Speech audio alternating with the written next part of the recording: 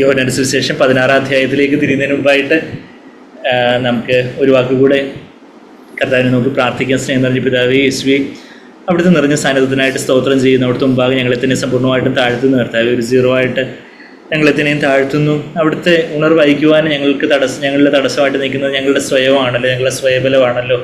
കർത്താവേ, അവിടുന്ന് സ്വയബലത്തെ തകർക്കുവാൻ തക്കവണ്ണം കർത്താവ് ഞങ്ങളെ തന്നെ ജീവനുള്ള യാഗമായിട്ട് സമ്പൂർണ്ണമായിട്ടും താഴ്ത്തി ഏൽപ്പിക്കുന്നു. അവിടുത്തെ രക്തത്താൽ ഞങ്ങൾ ഓരോരുത്തരെയും കഴുകണം. അവിടുത്തെ സ്നേഹത്താൽ ഞങ്ങളെ അളവില്ലാതെ നിറയ്ക്കണേ കർത്താവേ. ഞങ്ങളെ അവിടുത്തെ വചനത്തിന് മുമ്പാകെ ഇരിക്കുമ്പോൾ ജീവന ചൈതന്യമുള്ള ഏത് ഇരുവായത്തിലുള്ള വാളിനേക്കാളും മൂർച്ചയുള്ള അവിടുത്തെ തിരുവചനം, അതേ കർത്താവേ, ആ ആത്മാവും ജീവനുമാകുന്ന തിരുവചനങ്ങളെ കർത്താവ് ഞങ്ങളുടെ ആത്മാവിലേക്ക് പകർന്ന് ഞങ്ങളെ ഉണർത്തണമെന്ന് പ്രാർത്ഥിക്കുന്നു.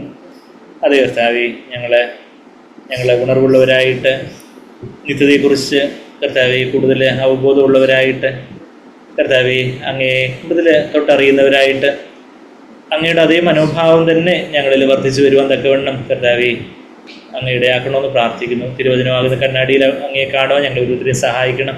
ഞങ്ങൾ കുറയണം, അവിടുന്ന് വളരണം. എല്ലാ യേശു കർത്താവിന് വിലയേറിയ മാതിരിയുള്ള നാമത്തിൽ തന്നെ ആമേൻ. ആമേൻ. നമ്മൾ കോട്ടേജ് മീറ്റിംഗ്സിൽ ചെയ്യുന്നതുപോലെ നമുക്ക് യോഹന്നാന്റെ സുവിശേഷം 16-ാം അധ്യായത്തിൻ്റെ 24 വരെയുള്ള വാക്യങ്ങൾ നമ്മൾ കഴിഞ്ഞ ആഴ്ച കണ്ടായിരുന്നു. കഴിഞ്ഞ ആഴ്ച നമ്മൾ അവിടെ മണ്ണടിയിലെ ഷൈജുഖാൻ്റെ വീട്ടിൽ വെച്ച് ആ യോഹന്നാൻ 16-ന്റെ 24 വരെ നിങ്ങളുടെ ദുഃഖമെല്ലാം സന്തോഷമായിട്ട് മാറുമെന്ന് കർത്താവ് അതിൻ്റെ 22-ാമത്തെ വാക്യത്തിൽ പറയുന്ന കാര്യം 20-ാമത്തെ വാക്യത്തിൽ യോഹന്നാൻ 16-ന്റെ 20 your grief will be turned into Joy. നിങ്ങളുടെ ദുഃഖം, എന്നാൽ നിങ്ങളുടെ ദുഃഖം സന്തോഷകരമായി തീരും, അല്ലെങ്കിൽ സന്തോഷമായി തീരും.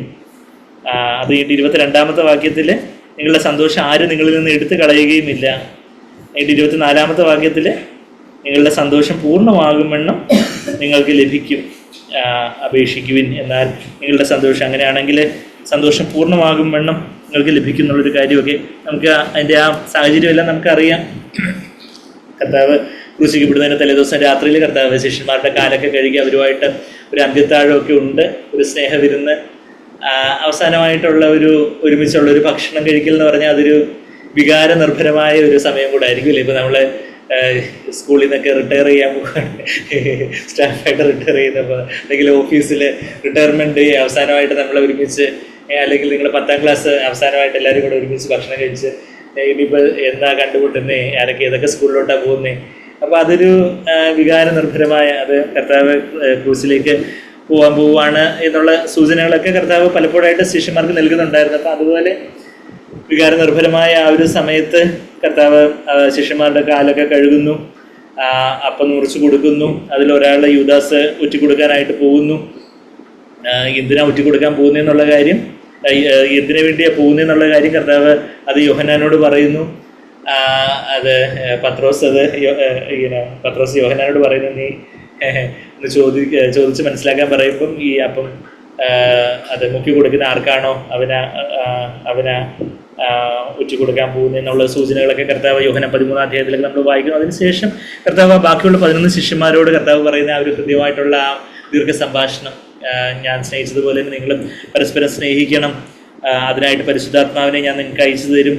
പരിശുദ്ധാത്മാവ് എന്നെ മഹത്വപ്പെടുത്താനായിട്ട് പരിശുദ്ധാത്മാവ് ഏറ്റവും ആകാംക്ഷയോടെ ഏറ്റവും ഉത്സാഹത്തോടെ ആയിരിക്കുന്നത്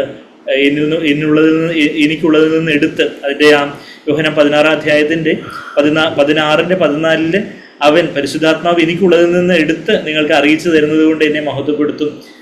യേശുവിനുള്ള അതേ ഭാവം എന്താണ്? ഓരോ സമയത്തും കർത്താവിനുള്ള ഭാവം എങ്ങനെ ആയിരിക്കും? കർത്താവിൻ്റെ ആ ഒരു താഴ്മയുടെ ഭാവം, കർത്താവിൻ്റെ സൗമ്യത, കർത്താവിൻ്റെ നിർമ്മലത, കർത്താവിൻ്റെ നിസ്വാർത്ഥത. കർത്താവ് ഒരിക്കലും സ്വന്തം ഇഷ്ടം തേടാത്ത ആ യേശുവിൻ്റെ മനോഭാവം, എപ്പോഴും പിതാവിൻ്റെ ഇഷ്ടത്തിനായിട്ട് കീഴടങ്ങി കൊടുത്ത യേശുവിൻ്റെ മനോഭാവം, ആ എനിക്കുള്ളതിൽ നിന്നുള്ള എടുത്ത് കർത്താവിൻ്റെ ആ മനസ്സലിവും കർത്താവിൻ്റെ കാർക്കശ്യവും തീക്ഷ്ണതയും അതെല്ലാം പരിശുദ്ധാത്മാവ് നമുക്ക് എടുത്ത് കാണിച്ചു തരും. ആർക്കാണ് കാണിച്ചു തരുന്നത്? നമ്മളത് കഴിഞ്ഞ ആഴ്ചയും കണ്ടു. കർത്താവ് എല്ലാവർക്കും കാണിച്ചു കൊടുക്കാൻ ദൈവത്തിന് ഇഷ്ടമാണ്, പക്ഷേ താഴ്മയുള്ളവർക്കേ കർത്താവിന്, ശിശുഹൃദയമുള്ളവർക്കേ കർത്താവിന് തന്നെ വെളിപ്പെടുത്താൻ ഒക്കെയുള്ളൂ. അത് ദൈവത്തിൻ്റെ ഒരു നിത്യ നിയമം. എന്തുകൊണ്ടെന്നാൽ ദൈവത്തിൻ്റെ ആ ഒരു പ്രമാണത്തിനെതിരായിട്ട് നിൽക്കുന്ന ആ ഒരു സ്വയത്തിൽ നമ്മൾ എത്രമാത്രം നമ്മളായിരിക്കുന്നു, ആ സ്വയബലം നമ്മൾ എത്രമാത്രം പ്രബലമായിരിക്കുന്നു, അത് നമുക്കൊരു തിരശീല മാതിരിയായിരിക്കും. നമുക്ക് ദൈവത്തെ അറിയാൻ പറ്റാതെ വണ്ണം ഇന്ന് കോടാനുകൂടി ജനങ്ങൾക്ക് അവർക്ക് സത്യദൈവത്തെ അറിയാത്തതിൻ്റെ കാരണം അവരുടെ സ്വയത്തിൽ തന്നെ അവർ വളരെ സംതൃപ്തരാണ്, അവർ വളരെ ബലവാന്മാരാണ്. അപ്പോൾ എപ്പോഴാണോ ദൈവം എല്ലാവരുടെയും ജീവിതത്തിൽ പലവിധമായിട്ടുള്ള രീതിയിൽ പല പല സാഹചര്യങ്ങൾ ഒരുക്കി എങ്ങനെയെങ്കിലും അവരെ ഒന്ന് നുറുക്കാൻ, അതുകൊണ്ട് ഈ ഭൂമിയെ വളരെ ഇൻസെക്യൂർ ആയിട്ടുള്ളൊരു പ്ലേസായിട്ട് ദൈവം ആക്കി തീർത്തിരിക്കുന്നത്. ഇൻസെക്യൂർ എന്ന് പറഞ്ഞാൽ സുരക്ഷിതത്വം, ഭദ്രതയൊക്കെ നമ്മളിനി എത്ര സോഷ്യൽ സെക്യൂരിറ്റി സ്കീമോ എന്തെല്ലാം ഉണ്ടെന്ന് പറഞ്ഞാലും എന്താ സംഭവിക്കുന്നതെന്ന് പറയാനൊക്കത്തില്ല. ഏത് മല ഇടിഞ്ഞ് വീണ പുഴ കവിഞ്ഞൊഴുകി എന്തെങ്കിലും മനസ്സിലാക്കുക, എപ്പോഴാണ് കൊടുങ്കാറ്റ് വരുന്നത്, എപ്പോഴാണ് ഓരോരോ പേര് അവർ ഓക്കി റുമാൽ എന്തൊക്കെയോ പല പല പേരുകളൊക്കെ നമുക്കറിയാത്ത ഭാഷയുള്ള ഏതൊക്കെ ചുഴലിക്കാറ്റ് ഇനി വരാൻ പോകുന്നത് എന്നുള്ള കാര്യമൊന്നും അറിയാത്ത രീതിയിലുള്ള പല തരത്തിലുള്ള ഒരു ഭൂമികുലുക്കവും ബാക്കി പല തരത്തിലുള്ള ദുരന്തങ്ങളും, മഴ കൂടുന്നു കുറയുന്നു, എല്ലാത്തിൻ്റെയും പ്രശ്നങ്ങളും കാര്യങ്ങളും ഒക്കെ. അപ്പം ഇതിലൂടെ എല്ലാം മനുഷ്യന് എത്രമാത്രം ഒന്നുമില്ല, അവനൊരു വട്ടപ്പൂച്ചുവാണ്, അവന് തന്നിൽ തന്നെ അവനൊന്നുമില്ല, അവൻ്റെ വലിയ ജ്ഞാനമോ ബലമോ കാര്യങ്ങളോ അവനൊന്നും പുകഴാനില്ല എന്നുള്ളൊരു കാര്യം മനസ്സിലാക്കി തരാൻ വേണ്ടി ദൈവം സ്വർഗത്തിൽ നിന്ന് വളരെ വലിയ ശബ്ദത്തോട് ഉദ്ഘോഷിക്കുന്ന കാര്യങ്ങളാ പല നമ്മുടെ നമ്മുടെ ജീവിതത്തിൽ സംഭവിക്കുന്ന കാര്യങ്ങൾ. പത്രങ്ങളിലൂടെയൊക്കെ നമ്മൾ പുറം ലോകത്ത് സംഭവിക്കുന്ന പല കാര്യങ്ങൾ, യുദ്ധങ്ങൾ, പല പ്രശ്നങ്ങൾ, നമ്മുടെ ജീവിതത്തിൽ തന്നെ പല വ്യക്തികളിലൂടെ നമുക്ക് ഉണ്ടാകുന്ന പല തെറ്റായ അനുഭവങ്ങളോ, നമുക്ക് വേദന ഉണ്ടാക്കുന്ന ചില പെരുമാറ്റങ്ങളോ പ്രശ്നങ്ങളോ, അതിലൂടെ എല്ലാം നമുക്ക് നമ്മളിൽ തന്നെ ഒരു സമാധാനമില്ല. ഈ കർത്താവിൽ മാത്രമേ സമാധാനമുള്ളൂ. അതാ കർത്താവ് പറഞ്ഞു വരുമ്പം നമ്മൾ ഈ യോഹന്നാൻ 16:33 വരുമ്പം in me you have peace, എന്നിൽ സമാധാനം ഉണ്ടാകേണ്ടതിന്, എന്നിൽ മാത്രമേ നിങ്ങൾക്ക് സമാധാനം ഉള്ളൂ എന്നുള്ള മനസ്സിലാക്കാൻ വേണ്ടിയാണ് ദൈവം പലതരത്തിലുള്ള ചില കോളിളക്കങ്ങളോ പ്രശ്നങ്ങളോ രോഗങ്ങളോ ചില സാമ്പത്തിക ഞെരുക്കങ്ങളോ കാര്യങ്ങളോ ഒക്കെ നമ്മളുടെ ജീവിതത്തിൽ അനുവദിക്കുന്നത്. അപ്പോൾ ആ സാഹചര്യങ്ങളിലൊക്കെ കർത്താവിൻ്റെ ബലമുള്ള കരത്തിൽ നമ്മൾ ആ സൃഷ്ടാവിൻ്റെ ദൈവത്തിൻ്റെ, നമ്മുടെ സൃഷ്ടിച്ചവനായ ദൈവത്തിൻ്റെ ആ ഒരു പരിശുദ്ധാത്മാവിൻ്റെ ദൈവത്തിൻ്റെ ആത്മാവിൻ്റെ പ്രേരണയ്ക്ക് പരിശുദ്ധാത്മാവ് എപ്പോഴും നമ്മെ തന്നെ ദൈവമുമ്പാകെ താഴ്ത്താനായിട്ട് നമ്മളെ പ്രേരിപ്പിക്കുന്ന ശുശ്രൂഷ പരിശുദ്ധാത്മാവിനോട്. അപ്പം ആ പ്രോംപ്റ്റിങ്സിനോട്, ആ പ്രേരണകളോട് നമ്മൾ റെസ്പോണ്ട് ചെയ്ത് പ്രതികരിച്ച് നമ്മെ തന്നെ അങ്ങ് താഴ്ത്തി ഏൽപ്പിക്കുന്നതിനനുസരിച്ചാണ് ആദ്യമായിട്ട് നമുക്ക് യേശു രക്ഷകനാണ്, കർത്താവ് മാത്രമേ യഥാർത്ഥ സത്യദൈവമുള്ളൂ എന്നുള്ളൊരു കാര്യം വെളിപ്പെട്ടു. അങ്ങനെ നമ്മൾ രക്ഷിക്കപ്പെട്ടു. അതിനുശേഷവും യേശുവിനെ കൂടുതലായിട്ട്, പരിശുദ്ധാത്മാവിനെ യേശുവിനെ കൂടുതലായിട്ട് വെളിപ്പെടുത്തുക എന്നുള്ള ആ വാക്ക് തന്നെ അപ്പോകാലിപ്റ്റോ എന്നുള്ളൊരു വാക്കാണ് ഗ്രീക്കിൽ ഉപയോഗിക്കുന്നത്. അപ്പോകാലിപ്റ്റോ, റിവീൽ, അപ്പോകാലിപ്സിസ് എന്നുള്ള വാക്ക് റെവലേഷൻ. നമ്മൾ വെളിപാടിൻ്റെ പുസ്തകം വായിക്കുമ്പോൾ വെളിപാട് എന്നുള്ള വാക്ക് അപ്പോകാലിപ്സിസ്. ആ കാലിപ്റ്റോ എന്ന് പറഞ്ഞാൽ തിരശ്ശീല എന്നർത്ഥം. അപ്പോ എന്ന് പറഞ്ഞാൽ സെപ്പറേഷനെ കുറിക്കുന്ന ഒരു പദമാണ്. എന്ന് പറഞ്ഞാൽ തിരശ്ശീല ചീന്തപ്പെടുന്നതാണ് യഥാർത്ഥത്തിലുള്ളൊരു വെളിപാട് എന്ന് പറഞ്ഞാൽ നമ്മളുടെ ജഡമാകുന്ന തിരശ്ശീല എന്ന്, ദേഹമാകുന്ന തിരശ്ശീല എന്ന് മലയാളം സത്യവേദ പുസ്തകത്തിൽ തെറ്റായിട്ട് പരിഭാഷപ്പെടുത്തിയിട്ടുണ്ടെന്ന തൻ്റെ ജഡമെന്ന തിരശ്ശീല ചീന്തി തവ മോക്ഷമാർഗം ഒരിക്കലും നമ്മൾ കഴിഞ്ഞ ആഴ്ച അത് തിരുത്തി പാടാൻ കാരണം എന്ന് പറഞ്ഞാൽ യഥാർത്ഥത്തിൽ അവിടെ ജഡമാകുന്ന തിരശ്ശീല എന്നാണ് അവിടെ എബ്രായർ 10:19-20 വാക്യങ്ങളിൽ 19-20 ഒരുമിച്ച് ഞാൻ പറഞ്ഞതിന് കാരണം എന്ന് പറഞ്ഞാൽ മലയാളത്തിൽ ഇംഗ്ലീഷിൽ ഒന്നിൽ 19 ആണെങ്കിൽ മറ്റേതിൽ 20. അങ്ങനെയുള്ള ആ വാക്കിൽ സാക്സ് എന്നുള്ള ഗ്രീക്ക് പദം ജഡം, സ്വയബലം.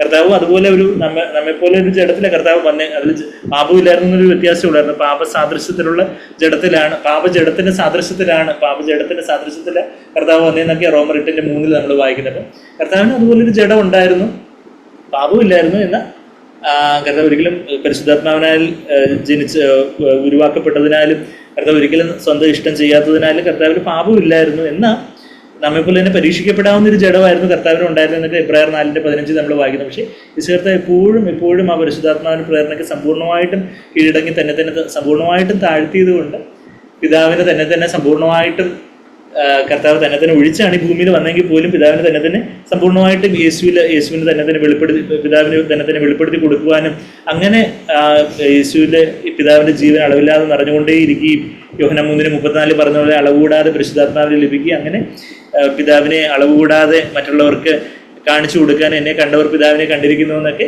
യോഹന്നാൻ 14:9 വാക്യത്തിലൊക്കെ കർത്താവ് ഫിലിപ്പോസിനോട് പറയുന്ന കാര്യങ്ങളൊക്കെ നമുക്കറിയാം. അപ്പം അങ്ങനെ പരിശുദ്ധാത്മാവ് തന്നെ വെളിപ്പെടുത്താൻ, യേശുവിനെ നമുക്കായിട്ട് വെളിപ്പെടുത്താൻ ആഗ്രഹിക്കുന്നു. അതിനായിട്ട് നമ്മുടെ തടസ്സമായിട്ടുള്ള നമ്മുടെ ജഡം, ആ ജഡത്തെ ചിന്താനായിട്ടും ദൈവവചനത്തിൻ്റെ ഇരുവായത്തിലുള്ള ആ വാളിനെ നമ്മൾ അനുവദിക്കുമ്പോൾ അവിടെ ആത്മാവിൽ നമ്മളുടെ ആ ജഡം നമ്മളുടെ ആത്മാവിനെ ദേഹിത്തിരിക്കുന്ന ഒരു കാര്യമാണ്, വേർതിരിക്കുന്ന ഒരു കാര്യമാണ്.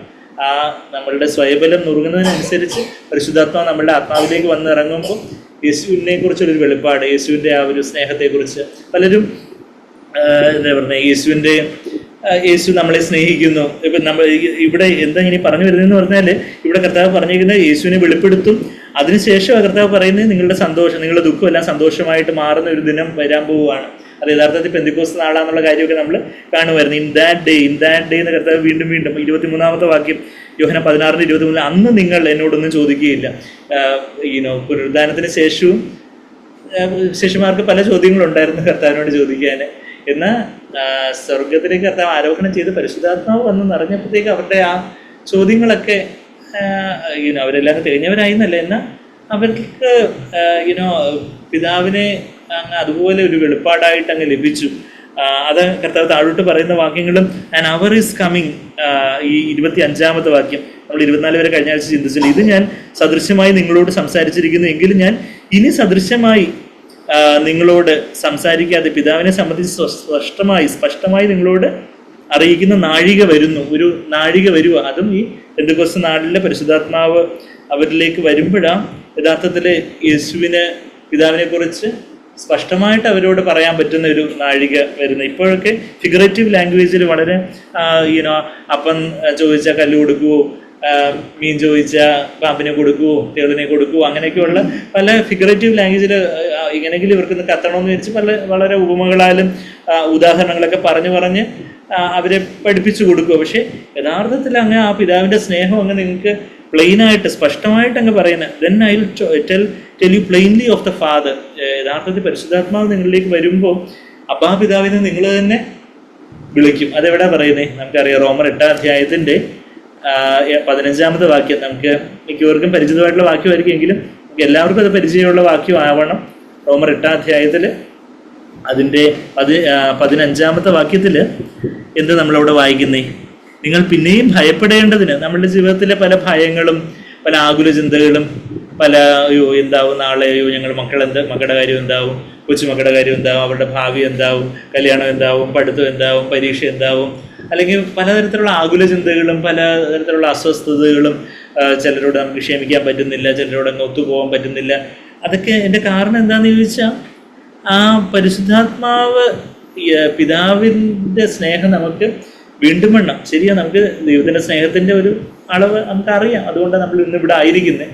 എന്നാൽ ദൈവം ആഗ്രഹിക്കുന്ന ആ തരത്തിലെ പരിശുദ്ധാത്മാവ് യേശുവിൻ്റെ സ്നേഹം നമുക്ക് വെളിപ്പെടുത്തി തരുമ്പം, പിതാവിൻ്റെ സ്നേഹം, പിതാവിൻ്റെ മാർവിൻ്റെ ആ ഒരു ഊഷ്മളത, പിതാവിൻ്റെ മാർവിലെ ചൂട് നമുക്ക് മനസ്സിലാക്കി തരുമ്പോൾ നമുക്ക് പിന്നെ ആൾക്കാർ എന്ത് പറഞ്ഞാൽ എന്താ, വേറെ എന്തൊക്കെ സംഭവിച്ചാൽ എന്താ, ലോകം കീഴ്മയും പറഞ്ഞാൽ എന്താ, ഞാൻ എൻ്റെ കർത്താവിൽ ഭദ്രമായിട്ടിരിക്കുക, പാലം കുലുങ്ങിയാലും കേളം കുലുക്കത്തിലെന്ന് പറഞ്ഞതുപോലെ ആ ഒരു വലിയ ഭദ്രത. അതാണ് നമ്മളിവിടെ റോമർ 8:15 നിങ്ങൾ പിന്നെയും ഭയപ്പെടേണ്ടതിന് ദാസ്യത്തിൻ്റെ അടിമത്തത്തിൻ്റെ ആത്മാവിനെ അല്ല.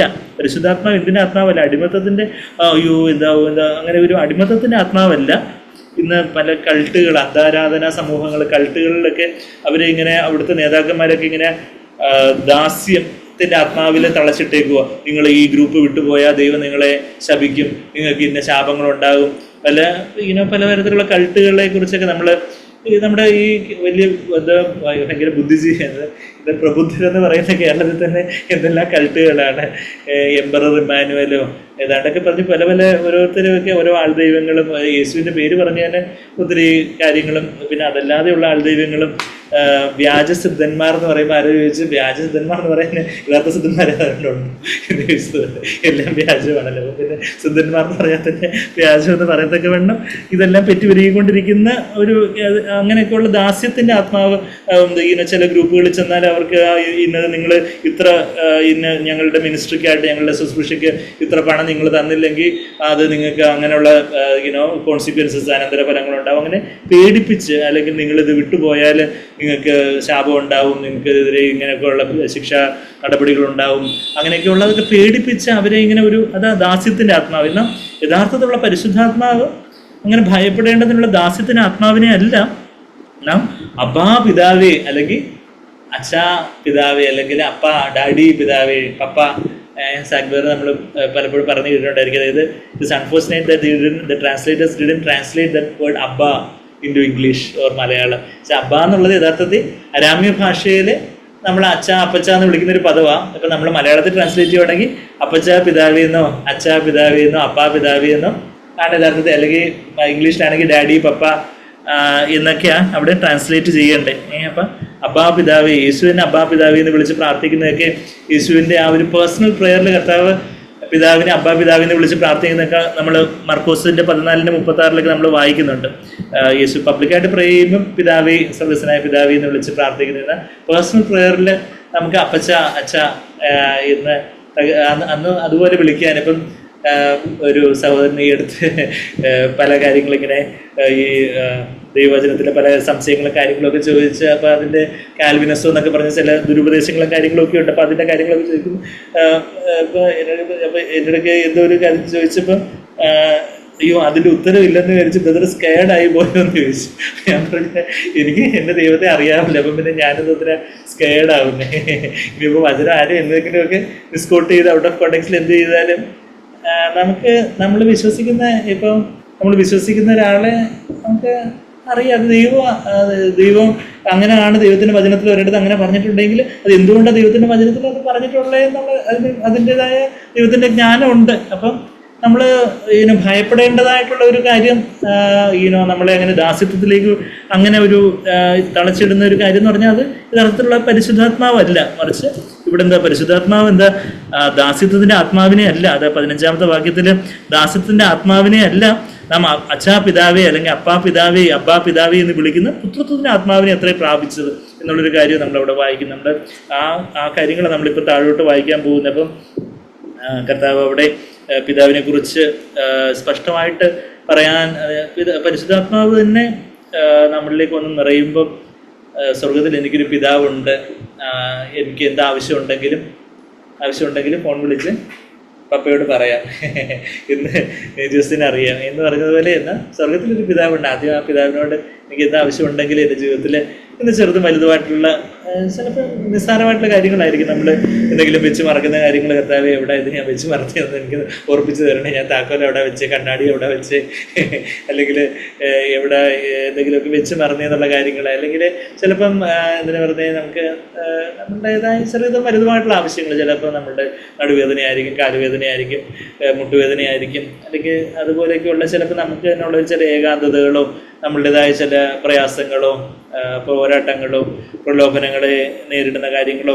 അങ്ങനെയൊക്കെ എന്ത് കാര്യങ്ങളുണ്ടെങ്കിലും ചെറുതും വലുതുമായിട്ട് എല്ലാ ആവശ്യങ്ങളും നമുക്ക് പറയാനായിട്ട് ഒരു പിതാവുണ്ട്, എനിക്കൊരു അപ്പച്ചനുണ്ട്, സ്വർഗീയനായ ഒരു പിതാവുണ്ടെന്നുള്ളൊരു കാര്യം സ്പഷ്ടമായിട്ട് അന്ന് ആ നാഴികയിൽ പരിശുദ്ധാത്മാവിലൂടെ യേശു പിതാവിനെ കുറിച്ച് പറയുന്നുള്ളൊരു കാര്യം പറയുന്നതിൻ്റെ തൊട്ട് മുമ്പ് കർത്താവ് പറഞ്ഞ കാര്യങ്ങളൊക്കെ നമുക്കറിയാം. അതായത് നിങ്ങളുടെ ദുഃഖം സന്തോഷമായി തീരുമെന്ന് പറയുമ്പോൾ അവരന്ന് യേശു പോകാമെന്ന് പറഞ്ഞ് അവരങ്ങ് ഓൾമോസ്റ്റ് കണ്ണുനീര് വാർക്കുന്നൊന്നും ഇവിടെ എഴുതിയിട്ടില്ലെങ്കിൽ പോലും ഓൾമോസ്റ്റ് അവിടെ കണ്ണെല്ലാം നിറഞ്ഞു കവിഞ്ഞ് കാണണം എന്നുള്ള കാര്യമൊക്കെ നമ്മൾ ചിന്തിക്കുന്നുണ്ടായിരുന്നു. കർത്താവിനെ അവരെ നോക്കി പറയുന്നുണ്ട് 6-ാമത്തെ വാക്യത്തിൽ, എങ്കിലും ഇത് നിങ്ങളോട് സംസാരിക്കൊണ്ട് നിങ്ങളുടെ ഹൃദയത്തിൽ ദുഃഖം നിറഞ്ഞിരിക്കുന്നു. അപ്പം അതുപോലെ അവരങ്ങ് വല്ലാതെ വിഷാദമഗ്നരായിട്ട് ആയിരിക്കുന്ന ഒരവസ്ഥ. അപ്പോൾ കർത്താവ് പരിശുദ്ധാത്മാവിനെ കുറിച്ച് വീണ്ടും പരിശുദ്ധാത്മാവ് ഞാൻ പോകുന്നത് നിങ്ങളുടെ പ്രയോജനമാണ്, പരിശുദ്ധാത്മാവ് ഇന്ന പാപത്തെക്കുറിച്ച്, നീതിയെക്കുറിച്ച്, ന്യായവിധിയെക്കുറിച്ച് നിങ്ങൾക്ക് ബോധ്യം വരുത്തും, പരിശുദ്ധാത്മാവ് ഇന്നത്തെ നിങ്ങൾക്ക് വെളിപ്പെടുത്തി തരും.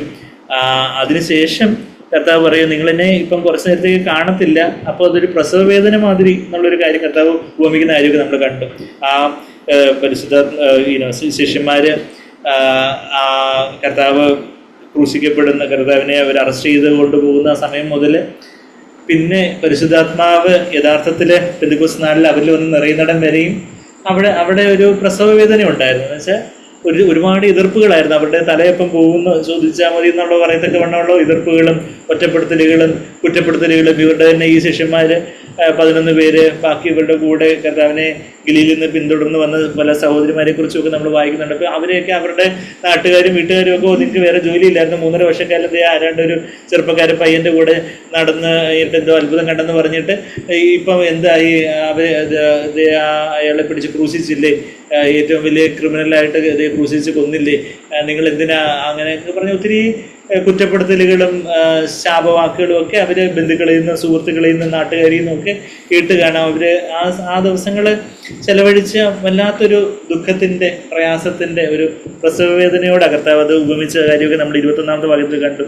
സ്ത്രീ പ്രസവിക്കുമ്പോൾ തൻ്റെ നാഴിക വന്നതുകൊണ്ട് അവൾക്ക് ദുഃഖമുണ്ട്. കുഞ്ഞിനെ പ്രസവിച്ച ശേഷമോ ഇന്ന് സഭയാകുന്ന കുഞ്ഞ് ഉരുവായപ്പോഴത്തേക്കും പ്രസവിച്ച ശേഷമോ ഒരു മനുഷ്യൻ ലോകത്തിലേക്ക് പിറന്നിരിക്കുന്ന സന്തോഷ നിമിത്തം അവൾ തൻ്റെ കഷ്ടം പിന്നെ ഓർക്കുന്നില്ല.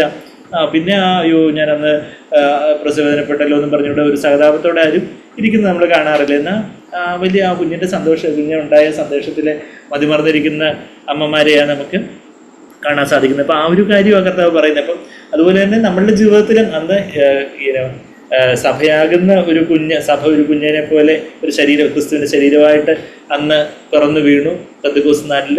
നമ്മളുടെ ജീവിതത്തിലും യേശുവിൻ്റെ ആത്മശരീരം ഉരുവായിക്കൊണ്ടിരിക്കുക, രൂപപ്പെട്ടുകൊണ്ടിരിക്കുക. എന്നാൽ നമ്മൾ ഗലാത്യർ 4:19 നിങ്ങളിൽ ക്രിസ്തു നിങ്ങളിൽ ഉരുവാകുവോളം എന്നുള്ള ട്രാൻസ്ലേഷൻ കുറച്ചുകൂടെ കറക്റ്റായിട്ട് പറയുകയാണെങ്കിൽ രൂപപ്പെടുവോളം ഞാൻ പ്രസവവേദനപ്പെടുന്നു എന്നൊക്കെ പറയുന്നുണ്ട്. നമ്മുടെ ജീവിതത്തിലും ഇപ്പോൾ പൗലോസ് പ്രസവവേദനപ്പെടുന്ന എന്തിനാ? തൻ്റെ ആത്മീയ മക്കളിൽ ഈ ഒരു ക്രിസ്തു ഉരുവാകുന്നതിനായിട്ട് പ്രാർത്ഥനയിലുള്ള ഒരു പ്രസവവേദനയെക്കുറിച്ച് അവിടെ ഗലാത്യർ 4:19 നമ്മൾ വായിക്കുന്നുണ്ട്.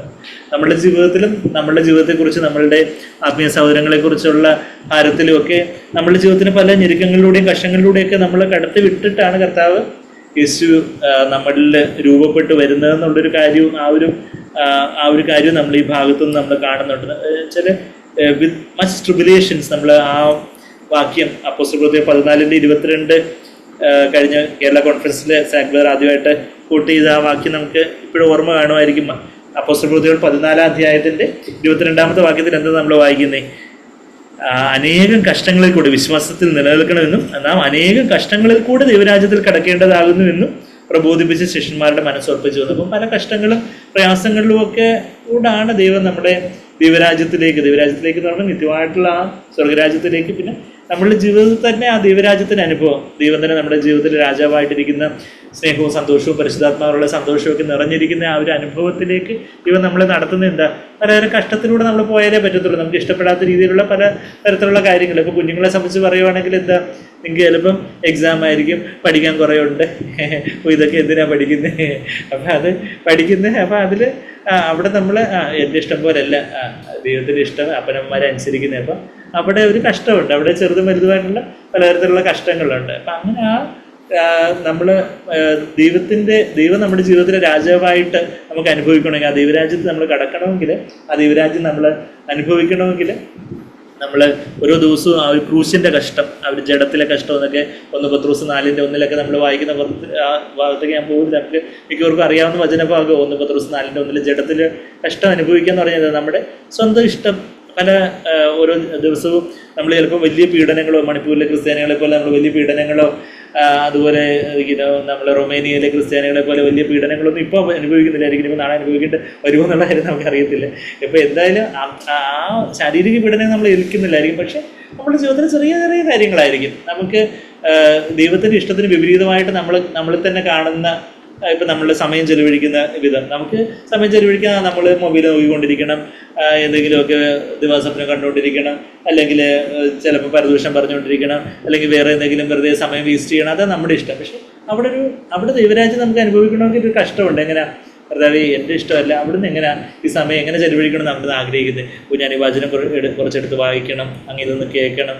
കർത്താവ് എന്തെങ്കിലും നമ്മുടെ സൗകര്യങ്ങളും മെസ്സേജസ് എന്തെങ്കിലും ഉണ്ടെങ്കിൽ അതൊക്കെ ഒന്ന് കേട്ട് കുറച്ചുകൂടെ വചനത്തിൻ്റെ ആഴത്തിലേക്ക്, അല്ലെങ്കിൽ നമ്മുടെ ബുക്സൊക്കെ ഉണ്ടെങ്കിൽ അതൊക്കെ ഒന്ന് എടുത്ത് വായിക്കാം, ആ സമയം ഒന്ന് പ്രയോജനപ്പെടുത്താം.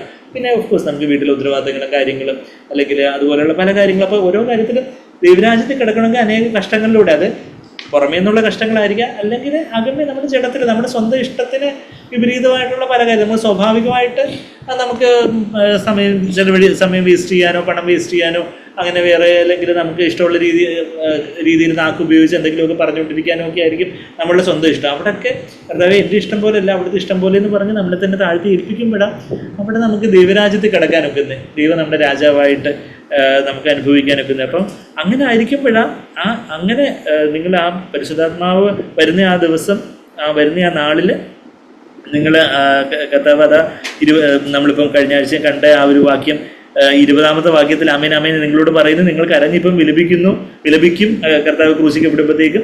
ലോകമോ സന്തോഷിക്കും, കർത്താവിനെ അറിയാത്തവരൊക്കെ അത് വലിയ കാര്യമായിപ്പോയി എന്ന് പറയും. നിങ്ങൾ ദുഃഖിക്കും, എന്നാൽ നിങ്ങളുടെ ദുഃഖം സന്തോഷകരമായി തീരും. നിങ്ങളുടെ ദുഃഖം നമ്മുടെ ജീവിതത്തിൽ ദുഃഖം എല്ലാം സന്തോഷമായി. ഇപ്പം ആ ഒരു verse out of context quote ചെയ്ത പലരും നിങ്ങളുടെ ദുഃഖം സന്തോഷമായി തീരും, യോഹന്നാൻ 14:20 പറഞ്ഞിരിക്കുന്നു എന്ന് പറഞ്ഞ് അതൊരു എവിടെ യോഹന്നാൻ 16:20 പറഞ്ഞിരിക്കുന്ന പോലെ നിങ്ങളുടെ ദുഃഖം സന്തോഷമായി തീരും എന്നൊക്കെ എന്തെങ്കിലുമൊക്കെ ആ ഒരു വേർഡ്സിന്റെ ഒരു അത് മാത്രം കോട്ട് ചെയ്ത് നിങ്ങൾ ഇങ്ങനെ പ്രാർത്ഥിച്ചാൽ മതി, നിങ്ങൾ ഇവിടെ മീറ്റിംഗ് വന്നാൽ മതി, നിങ്ങളുടെ ദുഃഖം സന്തോഷമായി തീരും എന്നൊക്കെ പറഞ്ഞ് അതൊരു ഔട്ട് ഓഫ് 16:20 ഔട്ട് ഓഫ് കോണ്ടെക്സ്റ്റിൽ ആ കാര്യങ്ങളൊക്കെ കോട്ട് ചെയ്ത് ദൈവം സന്തോഷമായി ആൾക്കാരുടെ ഇമോഷനായിട്ട് ഇളക്കി മറിച്ചുകൊണ്ടൊക്കെ ഒരു സന്ദേശമായിട്ടൊരു ദുഃഖം സന്തോഷമായി തീർന്ന് വെറുതെ ഒരു എംപ്റ്റി പ്രോമിസ് മാതിരി ആൾക്കാർക്ക് പറയാം. പക്ഷെ യഥാർത്ഥത്തിൽ എപ്പോഴാണ് ദുഃഖം സന്തോഷമായി തീരുന്നേ? ഈ ശിഷ്യന്മാര് അവരെല്ലാം ഉപേക്ഷിച്ച് കർത്താവിനെ പിരിച്ചെന്ന് അവര് കർത്താവിനായിട്ട് പല ഒറ്റപ്പെടലുകളും ഞെരുക്കങ്ങളൊക്കെ അതിലൂടെല്ലാം കടന്നുപോയി. അവർ പരിശുദ്ധാത്മാവിന്റെ വാഗ്ദത്തത്തിനായിട്ട് കാത്തിരുന്ന് അവർ 10 നാളും അവിടെ മാളികമുറിയിൽ, അവിടെ യെരുശലേമിലെ മാളികമുറിയിൽ 10 നാളും അവര് പരിശുദ്ധാത്മാവിന് വേണ്ടി ഒരു ഹൃദയത്തോടെ, കർത്താവ് പറഞ്ഞ വാഗ്ദത്തത്തിനായിട്ട് ഒരു ഹൃദയത്തോടെ പ്രാർത്ഥിച്ച് ജാഗരിച്ച് ഒരുക്കത്തോടായിരുന്നപ്പോഴാണ് അങ്ങനെ അവർ ഒരു നുറുക്കത്തിലേക്ക്, അതുപോലെ ഒരു വലിയൊരു നുറുക്കത്തിലേക്ക്, ആവശ്യബോധത്തിലേക്ക് വന്നപ്പോഴാണ് സ്വർഗ്ഗത്തിൽ നിന്ന് വലിയൊരു ഉണർവിൽ വരാൻ ലഭിപ്പാൻ നമ്മുടെ പാടിയതുപോലെ ആ പരിശുദ്ധാത്മാവ് അവരുടെ മേൽ വന്നത്. അപ്പോഴാണ് അവരുടെ ദുഃഖം സന്തോഷമായിട്ട് മാറി. വെറുതെ എന്തെങ്കിലും ഒരു ചീപ്പായിട്ടുള്ള നിങ്ങൾ വന്ന് മീറ്റിങ്ങിൽ വന്ന് ചാടും തുള്ളും ഒക്കെ ചെയ്യുമ്പോൾ കുറെ പാട്ടും മേളവും അതൊക്കെ ആകുമ്പോൾ ആ ദുഃഖം സന്തോഷമായിട്ട് മാറി. അപ്പം ഈ മാറിപ്പോകുന്ന സഹോദരങ്ങളും പറയും, ഞങ്ങൾ അവിടെ ചെന്ന് കുടിച്ച് കൂത്താടിയപ്പോൾ ദുഃഖം സന്തോഷമായിട്ട് മാറി. അതിന് കെട്ടഴിഞ്ഞപ്പോൾ പിന്നെ അതേ ദുഃഖം തന്നെ ഉണ്ട് എന്ന് പറഞ്ഞതുപോലെ ഈ മീറ്റിങ്ങുകളിൽ പോയി ഒത്തിരി ആ ഇമോഷണലായിട്ടുള്ള എന്തൊക്കെയോ അതൊക്കെ കിട്ടിയിട്ട് പിന്നെ അതെല്ലാം തിരിച്ച് വീട്ടിൽ വരുമ്പോൾ അവരുടെ അപ്പോഴും ദുഃഖമല്ല അതുപോലെ തന്നെ ഇരിക്കുക. കുറച്ച് നേരത്തേക്ക് എന്തോ ഇമോഷൻസ് എന്തോ സ്റ്റെയറപ്പ് ചെയ്തപ്പോൾ അവർക്ക് ദുഃഖം സന്തോഷമായിട്ട് മാറിയതായിട്ട് തോന്നിയതാണ്. അതൊരു ഡെല്യൂഷനായിരുന്നു, അവരുടെ ഒരു ട്രാൻസിയന്റ് എക്സ്പീരിയൻസ് ആയിരുന്നു. എന്നാൽ യഥാർത്ഥത്തിൽ ദുഃഖം സന്തോഷമായിട്ട് തീരുന്നത് എപ്പോഴാണ്? ഈ ശിഷ്യന്മാരുടെ അനുഭവം നമുക്ക് ഉണ്ടാകുമ്പോഴേ നമ്മളും അതുപോലെ ആ ഒരു പരിശുദ്ധാത്മാവിന്റെ നിറവിനായിട്ട് നമ്മുടെ ജീവിതത്തിൽ കർത്താവെ അവിടുന്ന് എന്നെ നിറയ്ക്കേണ്ടതായിട്ടുണ്ട്. അവിടുന്ന് എൻ്റെ ജീവിതത്തിൽ കർത്താവെ യേശുവിനെ പോലെ ജീവിക്കണമെങ്കിൽ എനിക്ക് ആത്മാവിന് വലിയൊരു നിറവ് എനിക്ക് ആവശ്യമുണ്ട്. പിന്നെ യഥാർത്ഥത്തിൽ അവിടുത്തെ ആത്മാവിനെ എന്നെ നിറയ്ക്കണേ കർത്താവെ. അതിനായിട്ട് ഞാൻ എന്നെ സമ്പൂർണ്ണമായിട്ടും എൻ്റെ ഇഷ്ടമല്ല അവിടുത്തെ ഇഷ്ടമെന്ന് പറഞ്ഞ് ഞാൻ എന്നെ സമ്പൂർണ്ണമായിട്ടും താഴ്ത്തി ഏൽപ്പിക്കുന്നു. അങ്ങനെ നമ്മളുടെ ആ സ്വന്തം ജീവനെ സമ്പൂർണ്ണമായിട്ടും താഴ്ത്തി ഏൽപ്പിച്ച് ജീവനുള്ള യാഗമായിട്ട് നമ്മളെ തന്നെ സമർപ്പിച്ച് പരിശുദ്ധാത്മാ നമ്മളിലൊന്ന് നിറയുമ്പോഴാണ് ദുഃഖ സന്തോഷമായിട്ട് മാറുന്നത്. അങ്ങനെ ആ സന്തോഷം ആർക്കും എടുത്തുകൊണ്ട് പോകാനൊക്കത്തില്ല. ബാക്കി അല്ലാതെ ഇമോഷണലായിട്ടുള്ള സന്തോഷം, അത് 22-ാമത്തെ വാക്യത്തിൽ ആ സന്തോഷം 22-ാമത്തെ വാക്യത്തിൽ എന്താ, നിങ്ങളുടെ സന്തോഷം ആരും നിങ്ങളിൽ നിന്ന് എടുത്ത് കളയുകയില്ല. അപ്പം നമുക്കിപ്പോൾ എന്തെങ്കിലും കുറച്ച് പണം കിട്ടുമ്പോഴോ അല്ലെങ്കിൽ ആൾക്കാർ നമ്മളെക്കുറിച്ച് നല്ലതായിട്ട് പറയുമ്പോഴോ ഒക്കെ നമുക്കൊരു സന്തോഷം തോന്നുന്നു, അല്ലെങ്കിൽ കാര്യങ്ങളൊക്കെ നന്നായിട്ട് നടക്കുന്നു, നമ്മൾ വിചാരിച്ചുകൊണ്ടെങ്കിൽ ചില കാര്യങ്ങളൊക്കെ നടക്കുന്നു, അപ്പോൾ ഒരു സന്തോഷം ഉണ്ടാകുന്നു. ആ സന്തോഷം കുറച്ച് കഴിയുമ്പോഴത്തേക്ക് അങ്ങ് പോകും. എന്ന് വെച്ചാൽ പിന്നെ ഇഷ്ടമില്ലാത്ത രീതിയിൽ വേറെ എന്തെങ്കിലും സംഭവിക്കുമ്പോൾ അയ്യോ ആ സന്തോഷമൊക്കെ അങ്ങ് പോയി. പക്ഷേ മറിച്ച് പരിശുദ്ധാത്മാവ് തരുന്ന സന്തോഷം സകല ബുദ്ധിയും കവിയുന്ന സ്വർഗീയ സമാധാനമെന്ന് ഫിലിപ്പിയർ 4:7 പറയുന്നതുപോലെ സന്തോഷമാവട്ടെ, സമാധാനമാവട്ടെ, സ്നേഹമാവട്ടെ എല്ലാം പറഞ്ഞറിയിക്കാൻ പറ്റാത്ത സന്തോഷം എന്നൊക്കെ 1 പത്രോസ് 1:8 വാക്യത്തിലൊക്കെ പത്രോസ് പറയുന്നുണ്ട്. Joy inexpressible and full of glory, മഹത്വരവും പറഞ്ഞറിയിക്കാൻ പറ്റാത്തതുമായിട്ടുള്ള മഹത്വമുള്ളതും അത്യന്തം മഹത്വമുള്ളതും പറഞ്ഞറിയിക്കാൻ പറ്റാത്തതുമായിട്ടുള്ളൊരു സന്തോഷം. അത് എപ്പോഴാണെന്ന് ചോദിച്ചാൽ നമ്മുടെ വികാരത്തിൻ്റെ തലത്തിലുള്ള സന്തോഷം, ബുദ്ധിയിൽ കവിയുന്ന ഒരു സന്തോഷം, ബുദ്ധിയിലുള്ള ഒരു സന്തോഷം. എന്നാൽ സകല ബുദ്ധിയിൽ കവിയുന്ന ഒരു സന്തോഷം എന്ന് പറഞ്ഞാൽ ആത്മാവിൻ്റെ തലത്തിൽ പരിശുദ്ധാത്മാവ് കാര്യങ്ങളൊക്കെ പ്രതികൂലമൊക്കെ ആയിരുന്നാലും, പ്രതികൂലമായാലും അനുകൂലമായാലും നമ്മൾ കർത്താവിൻ്റെ പൈതലാണ്. കർത്താവ് നമുക്ക് വേണ്ടിയെല്ലാം കരുതിയിരിക്കുന്നു. കർത്താവിൻ്റെ സ്നേഹത്തിലുള്ള ഒരു ഭദ്രതയും സുരക്ഷിതത്വം അതിൽ ഉള്ള അങ്ങനെ പരിശുദ്ധാത്മാവ് നമുക്ക് നിറയ്ക്കുന്നൊരു സന്തോഷം അത് ലോകത്തിന് എടുത്തുകൊണ്ട് പോകാനൊക്കെ തിരിയും. ഇപ്പം നമ്മളുടെ ജീവിത സാഹചര്യങ്ങളൊക്കെ അങ്ങ് മാറിപ്പോകുന്നു, നമുക്ക് ചില സാമ്പത്തിക നഷ്ടം ഉണ്ടാകുന്നു, ചില ജോലിയിലുള്ള ചില പ്രയാസങ്ങളുണ്ടാകുന്നു, വ്യക്തിബന്ധങ്ങളിലുള്ള ചില പ്രയാസങ്ങളൊക്കെ ഉണ്ടാകുന്നു. ആ സമയത്തും പരിശുദ്ധാത്മാവ് നമ്മുടെ ആത്മാവിൽ നിറച്ചുകൊണ്ടിരിക്കുന്ന സന്തോഷമാണെങ്കിൽ അത് ആർക്കും എടുത്തുകൊണ്ട് പോകാനൊക്കത്തില്ല. അത് നമ്മളിനിപ്പോൾ നാളെ ജയിലിൽ പിടിച്ചിട്ടു, പൗലോസിനെയും ശീലാസിനെയും ജയിലിൽ പിടിച്ചിട്ടു, അവരവിടെയും പാടി സ്തുതിച്ച് സന്തോഷിച്ചുകൊണ്ടിരുന്നു. അപ്പോഴാണ് കാരാഗ്രഹത്തിൻ്റെ ചങ്ങലകളൊക്കെ അഴിഞ്ഞ് വീണതായിട്ടുള്ള കാര്യങ്ങളൊക്കെ നമ്മൾ അപ്പോസ്തലപ്രവൃത്തി 16-ാം അധ്യായത്തിൽ വായിക്കുന്നത്. അപ്പം അത് ആർക്കും എടുത്തുകൊണ്ട് പോകാൻ പറ്റാത്ത സന്തോഷം അവർക്ക് ആ പരിശുദ്ധാത്മാവിൻ്റെ നിറവിന് മാത്രമേ ഇത് ലഭിച്ചുള്ളൂ. ഈവൻ കർത്താവ് നിങ്ങൾക്ക് സമാധാനം എന്ന് പറഞ്ഞ് കർത്താവ് സ്വർഗ്ഗത്തിലേക്ക് ആരോഹണം ചെയ്യുന്നതിന് മുമ്പ് 40 നാൾ അവർക്ക് പ്രത്യക്ഷപ്പെട്ടപ്പോൾ പലതവണ പീസ് ബി ടു യു, നിങ്ങൾക്ക് സമാധാനം എന്ന് പറഞ്ഞ് അവരെ ചെന്ന് സന്ദർശിക്കുന്നുണ്ട്. അപ്പോൾ ആ സമയത്തേക്ക് ശരി അവർക്കൊരു സന്തോഷം ഉണ്ടായ കർത്താവ് അവരുടെ മേൽ ഊതിയതായിട്ടൊക്കെ ഇതേ യോഹന്നാൻ 20 നമ്മൾ വായിക്കുന്നുണ്ട്. എന്നാൽ പിന്നെയും വള്ളം വല എടുത്തോണ്ട് യോഹന്നാൻ 20 ഊതി. എന്നാൽ ഊതിയത് എത്ര നേരം ഉണ്ടായിരുന്നു? 21 അധ്യായപ്പോഴത്തേക്ക് വള്ളം വല എടുത്തുകൊണ്ട് പത്രോസ് ബാക്കി 6 പേരെയും കൂടെ കൂട്ടിക്കൊണ്ട് പോകുന്ന കാര്യമാണ് നമ്മൾ കാണുന്നത്. അപ്പം ആ ഒരു യഥാർത്ഥത്തിൽ ആത്മാവിൻ്റെ ഉള്ളിലേക്ക് നിറഞ്ഞു കവിയുന്നൊരു ആർക്കും എടുത്തുകൊണ്ട് പോകാനൊക്കാത്തൊരു സന്തോഷം അന്നാളിൽ, ആ പെന്തക്കോസ്ത് നാളിൽ മാത്രമേ അവർക്ക് ലഭിച്ചുള്ളൂ. അതാ കർത്താവ് പിന്നെ 23-ാമത്തെ വാക്യത്തിൽ, അന്ന് നിങ്ങൾ എന്നോടൊന്നും ചോദിക്കുകയില്ല. എനിക്ക് അങ്ങനെ ദൈവത്തെ ക്വസ്റ്റ്യൻ ചെയ്യുന്ന രീതിയിൽ ദൈവമേ അതെന്താ ഇങ്ങനെ സംഭവിച്ച്, എന്തുകൊണ്ട് എൻ്റെ പ്രാർത്ഥന ആൻസർ ചെയ്തില്ല, ദൈവം എന്തുകൊണ്ട് ഇങ്ങനെ ചെയ്തില്ല? അതിൻ്റെ കാരണം ഒരു പരിശുദ്ധാത്മ നിറയപ്പെട്ടിട്ടില്ല. പരിശുദ്ധാത്മ നിറയപ്പെട്ട ഒരാൾ ശരിയാണ്, നമുക്ക് ദൈവത്തോട് ദൈവമേ എന്തുകൊണ്ട് ഇങ്ങനെ സംഭവിച്ചെന്ന് നമുക്കൊരു ആത്മാർത്ഥമായിട്ട് കർത്താവിനോട് ചില കാര്യങ്ങൾ നമുക്ക് കർത്താവിൻ്റെ ഹൃദയത്തിൽ നിന്ന് നമുക്ക് ചോദിക്കാം. പക്ഷേ ഒരു ക്വസ്റ്റ്യൻ ചെയ്യുന്ന രീതിയിൽ, ദൈവത്തെ ഇങ്ങനെ കോണർ ചെയ്യുന്ന രീതിയിൽ, നീ എന്തുകൊണ്ട് ഇത് ചെയ്തില്ല, എനിക്ക് വേണ്ടി എന്തുകൊണ്ട് അങ്ങനെ ചെയ്തില്ല, അങ്ങനെയൊക്കെ പറഞ്ഞ് ദൈവത്തെ ക്വസ്റ്റ്യൻ ചെയ്യുന്ന രീതിയിൽ, അത് അതിൻ്റെ അർത്ഥം എന്താ? You will not question me about anything in that day. അതാണ് നമ്മൾ 23-ാമത്തെ വാക്യത്തിൽ, അന്ന് നിങ്ങൾ എന്നോടൊന്നും ചോദിക്കുകയില്ല എന്ന് പറയുമ്പോൾ ക്വസ്റ്റ്യൻ ചെയ്യുകയില്ല. നമുക്ക് ഓഫ്കോഴ്സ് ദൈവത്തോട് നമുക്ക് പല കാര്യങ്ങളും നമുക്ക് ചോദിക്കാനുണ്ട്. ദൈവമേ ഈ വചനത്തിൻ്റെ അർത്ഥം എന്താ, അല്ലെങ്കിൽ ദൈവമേ നമ്മുടെ ജീവിതത്തിലെ പല കാര്യങ്ങളെക്കുറിച്ച് നമുക്ക് ദൈവത്തോട് ചോദിക്കാം. പക്ഷേ ഒരു ചോദ്യം ചെയ്യുന്ന ആത്മാവിൽ ദൈവത്തെ ഇങ്ങനെ കസ്റ്റഡിയിലെടുത്ത് ക്വസ്റ്റ്യൻ ചെയ്യുന്നവർക്ക് ദൈവം എന്തുകൊണ്ടാണ് അങ്ങനെ ചെയ്തില്ല, ദൈവത്തോടൊരു പരാതിയും വെറുവെറുപ്പിൻ്റെ ഉള്ള ഒരു രീതിയിലുള്ള ഒരു അങ്ങനെ ഒരു ക്വസ്റ്റ്യനിങ് ആറ്റിറ്റ്യൂഡ് നിങ്ങൾക്ക് ഉണ്ടായിരിക്കുകയില്ല ആ നാളിൽ. പരിശുദ്ധാത്മാവ് നമ്മൾ യഥാർത്ഥത്തിൽ നിറയുന്ന ആ നാളിൽ. ആമേൻ ആമേൻ, ഞാൻ നിങ്ങളോട് പറയുന്നത്, നിങ്ങൾ പിതാവിനോട് അപേക്ഷിക്കുന്നതൊക്കെയും അവന് എൻ്റെ നാമത്തിലാണ് ചെയ്യുന്നത്. നിങ്ങളുടെ ഓൺ മെറിറ്റിലല്ല, യേശുവിൻ്റെ നാമത്തിലാണ്. യേശുവിൻ്റെ ആ നീതി അങ്കി അണിഞ്ഞ് നമുക്ക് പിതാവിൻ്റെ അടുക്കൽ നിൽക്കാനൊക്കെ ഉള്ളത്. എൻ്റെ നാമത്തിൽ നിങ്ങൾക്ക് നമ്മൾ അപേക്ഷിക്കുന്നതൊക്കെയും പിതാവ് ചെയ്തു തരും. ഇന്നുവരെ നിങ്ങളൊന്നും അപേക്ഷിച്ചിട്ടില്ല. 24-ാമത്തെ വാക്യം, അപേക്ഷിക്കുവിൻ എന്ന് നിങ്ങൾ അപേക്ഷിക്കുവിൻ എന്നുള്ളത് കർത്താവിൻ്റെ ഒരു കൽപ്പനയാണ്. അപ്പോൾ നമ്മുടെ ജീവിതത്തിൽ ചെറുതും വലുതുമായിട്ടുള്ള ആവശ്യങ്ങൾ വരുമ്പോൾ നമ്മൾ അപേക്ഷിക്കണം. ആത്യന്തികമായിട്ടും കർത്താവെ അങ്ങേപ്പോലെ എന്നെ ആക്കി തീർക്കണം, അവിടുത്തെ പോലെ എനിക്ക് ജീവിക്കണം, അവിടുത്തെ ഇഷ്ടം എനിക്ക് ചെയ്യണം. അത് ആത്യന്തികമായിട്ട് നമ്മളുടെ അപേക്ഷ. എന്ന് നമ്മുടെ ജീവിതത്തിലും ചെറുതും വലുതുമായിട്ടുള്ള നമുക്ക് ചെറിയൊരു തലവേദന വരുന്നു. അപ്പം നമ്മൾ ശരിയാണ്, ഡോക്ടറെ കാണാൻ, നമുക്ക് അതിനുള്ള മരുന്ന് കഴിക്കാം എന്ന് ആദ്യം തന്നെ കർത്താവിനോട്, കർത്താവെ അവിടെ തന്നെ സുഖമാക്കണേ. നമുക്ക് ചില ഉറക്കക്കുറവുണ്ടാവുന്നു, രാത്രി കിടന്നിട്ട് ഉറക്കം വരുന്നില്ല, കർത്താവെ നല്ല ഉറക്കം തരണേ. അല്ലെങ്കിൽ നമുക്ക് ചില സാഹചര്യങ്ങളുടെ വല്ലാത്തൊരു ക്ഷീണം വരുന്നു, നമുക്ക് ശാരീരികമായിട്ടുള്ള ചില അസ്വസ്ഥതകളും കാര്യങ്ങളോ, അല്ലെങ്കിൽ നമ്മുടെ കുടുംബത്തിലുള്ള ചില ആവശ്യങ്ങളും കാര്യങ്ങളും ഒക്കെ അപേക്ഷിക്കുവിൻ. അതാ കർത്താവ് പറയുന്നത്, അപേക്ഷിക്കുവിൻ എന്നാൽ നിങ്ങളുടെ സന്തോഷം പൂർണ്ണമാകും വേണം. അപ്പം അപേക്ഷിക്കുമ്പോൾ ചിലപ്പോൾ കർത്താവിൻ്റെ ഉത്തരം നോ മോനെ, അതല്ല ദൈവത്തിൻ്റെ ഇഷ്ടം, എൻ്റെ ഇഷ്ടം അതല്ല, ഇതൊരു റെഡ് സിഗ്നലാന്ന് പറഞ്ഞായിരിക്കും ദൈവത്തിൻ്റെ ഉത്തരം. ചില സമയത്ത് കുറച്ചുകൂടി നീ കാത്തിരുന്ന് പ്രാർത്ഥിക്കേണ്ടതായിട്ടുണ്ട്. ചില കാര്യങ്ങളൊക്കെ നമ്മൾ അതുപോലെ ഇപ്പം മൃഗങ്ങൾ പെറ്റുപെരുകുന്നോണൊക്കെ എല്ലാം മനുഷ്യർ പെറ്റുപെരുകുന്ന മനുഷ്യ കുഞ്ഞുങ്ങളുണ്ടാകുന്നത്. മനുഷ്യക്കുഞ്ഞുണ്ടാവാൻ വേണ്ടി 9 മാസത്തിലേറെ അമ്മ ഗർഭത്തിൽ കുഞ്ഞിനെ ചുമക്കേണ്ടതായിട്ടുണ്ട്. എന്നാൽ ചില മൃഗങ്ങൾ പെട്ടെന്ന് പെറ്റുപെരുക്കും.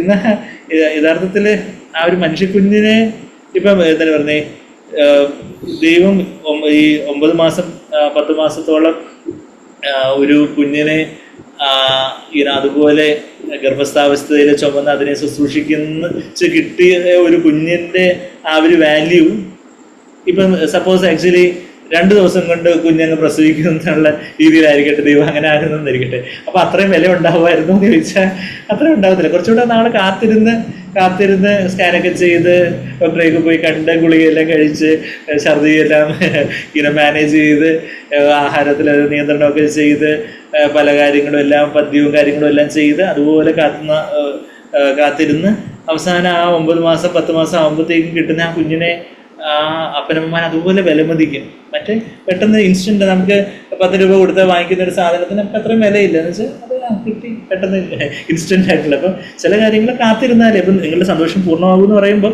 നമ്മളൊന്ന് ചോദിക്കുന്നു, പെട്ടെന്ന് ദൈവം എല്ലാം അങ്ങ് തരണമെന്നില്ല. ചിലത് ദൈവത്തിന് ഇഷ്ടമല്ല, ഹിതത്തിന് പെടാത്ത കാര്യങ്ങളാണെങ്കിൽ ദൈവം നോ എന്നുള്ള റെഡ് സിഗ്നൽ ആയിരിക്കും. ട്രാഫിക്കിന് റെഡ് സിഗ്നൽ മാതിരി ചിലപ്പോൾ യെല്ലോ ഓർ ഓറഞ്ച് എന്നൊക്കെ നമ്മൾ പറയുന്നത് നമുക്ക് വെയിറ്റ് എന്നുള്ളൊരു കാര്യമായിരിക്കും. ചില കാര്യങ്ങൾ നമ്മൾ കാത്തിരിക്കേണ്ടതായിട്ടുണ്ട്. ദൈവത്തിൻ്റെതായിട്ടുള്ള ഒരു സമയത്ത് കർത്താവ് അത് ഏറ്റവും മനോഹരമാക്കി തീർക്കുന്നത്. ഇപ്പം നമ്മൾ തന്നെ പലരുടെയും രക്ഷയെക്കുറിച്ച് പ്രാർത്ഥിക്കുന്നു, നമ്മൾ പലരുടെയും സൗഖ്യത്തെക്കുറിച്ച് പ്രാർത്ഥിക്കുന്നു, പല കാര്യങ്ങളുമൊക്കെ പക്ഷേ ദൈവത്തിൻ്റെ ഒരു സമയത്ത് ഇന്നലെ തന്നെ ദൈവനെ ഓർപ്പിച്ചൊരു വാക്യമുണ്ട്. യോഹന്നാൻ 11:40 വാക്യം എന്താ പറയുന്നത്?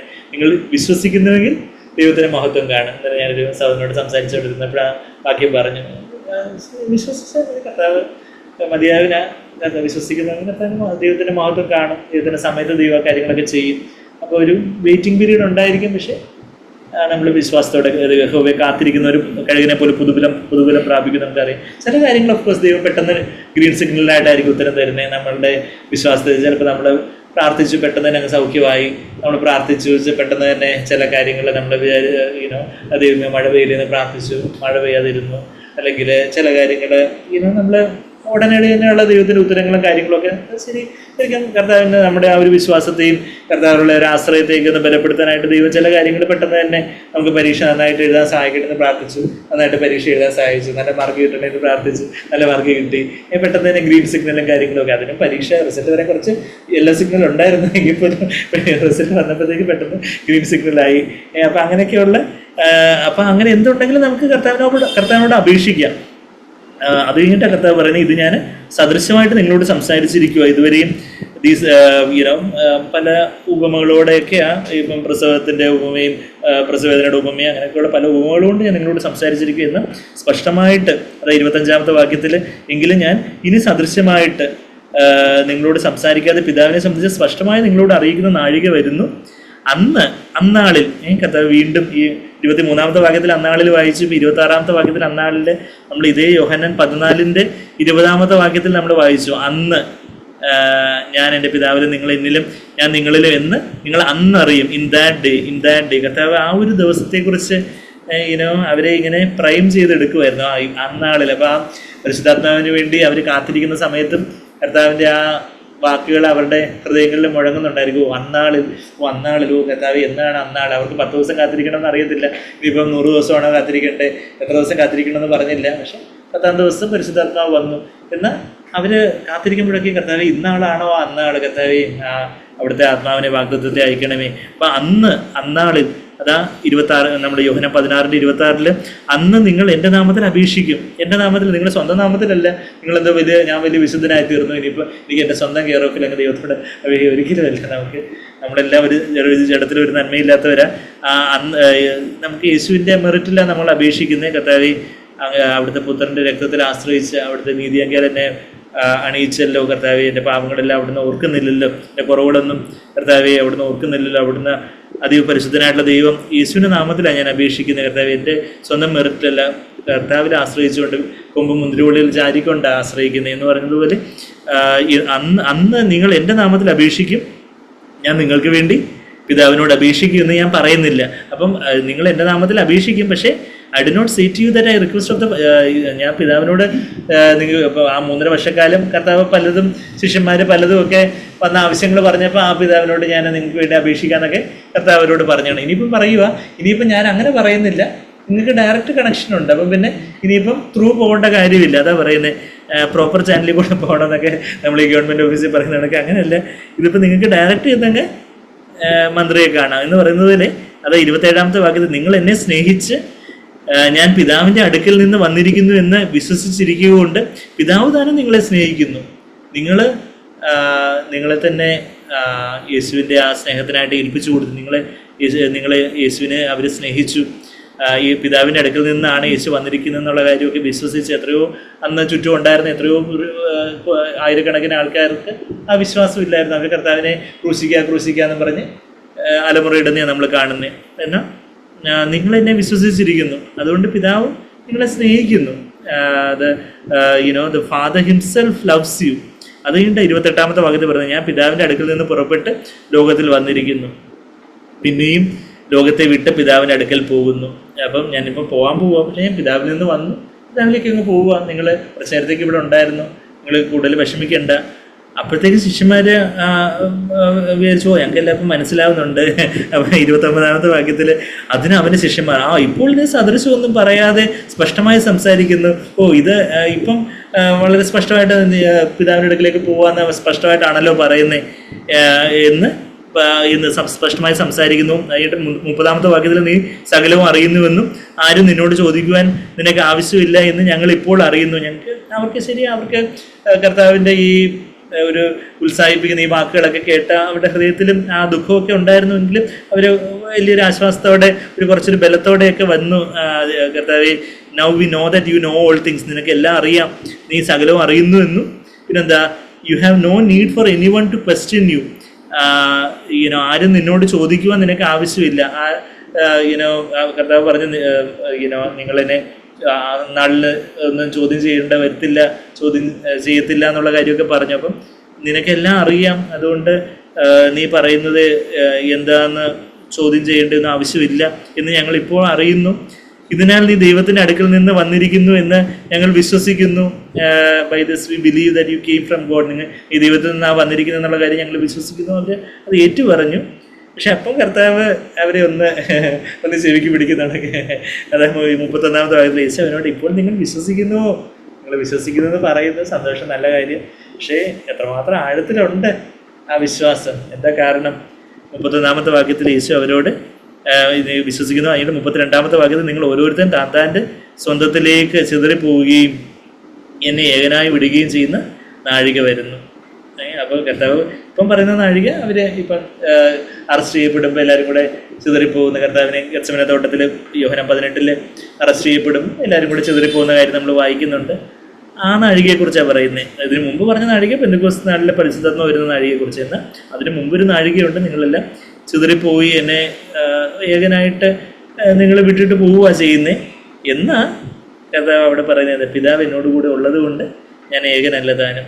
എല്ലാവരും എന്നെ വിട്ടിട്ട് പോയി, പക്ഷേ ഞാൻ ഏകനല്ല, പിതാവ് എൻ്റെ കൂടെ തന്നെ ഉണ്ട്. ഈ നിങ്ങളെല്ലാവരും വിട്ടിട്ട് പോകും, സ്കാറ്റേർഡായി പോവും എന്ന് പറയുന്ന ആ ഒരു കാര്യം നമ്മൾ സെഖര്യാവിൻ്റെ പുസ്തകം 13-ാം അധ്യായത്തിലെ ഒരു പ്രവചനത്തിൻ്റെ ഒരു നിവൃത്തിയും കൂടാം.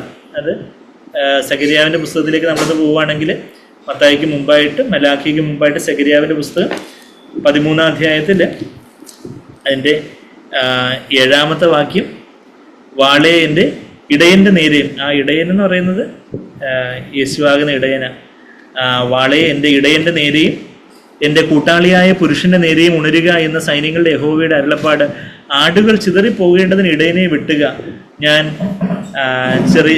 ചെറിയവരുടെ നേരെ കൈതിരിക്കും എന്നുള്ളൊരു കാര്യം നമ്മളവിടെ ഇരുന്നുണ്ട്. സെഖര്യാവിൻ്റെ പുസ്തകം 13-7 നമ്മൾ വായിക്കുന്നത്. അതായത് strike the shepherd that the sheep may be scattered. ഇപ്പോൾ ഒരു ഇടയനെ ആട്ടിൻകൂട്ടത്തെ നയിച്ചുകൊണ്ട് പോവുക, ഇടയന് എന്തെങ്കിലും പറ്റിയ ആ ആട്ടിൻകൂട്ടം നാനാഭാഗത്ത് ചിതറി ഓടിപ്പോകും എന്ന് പറഞ്ഞതുപോലെ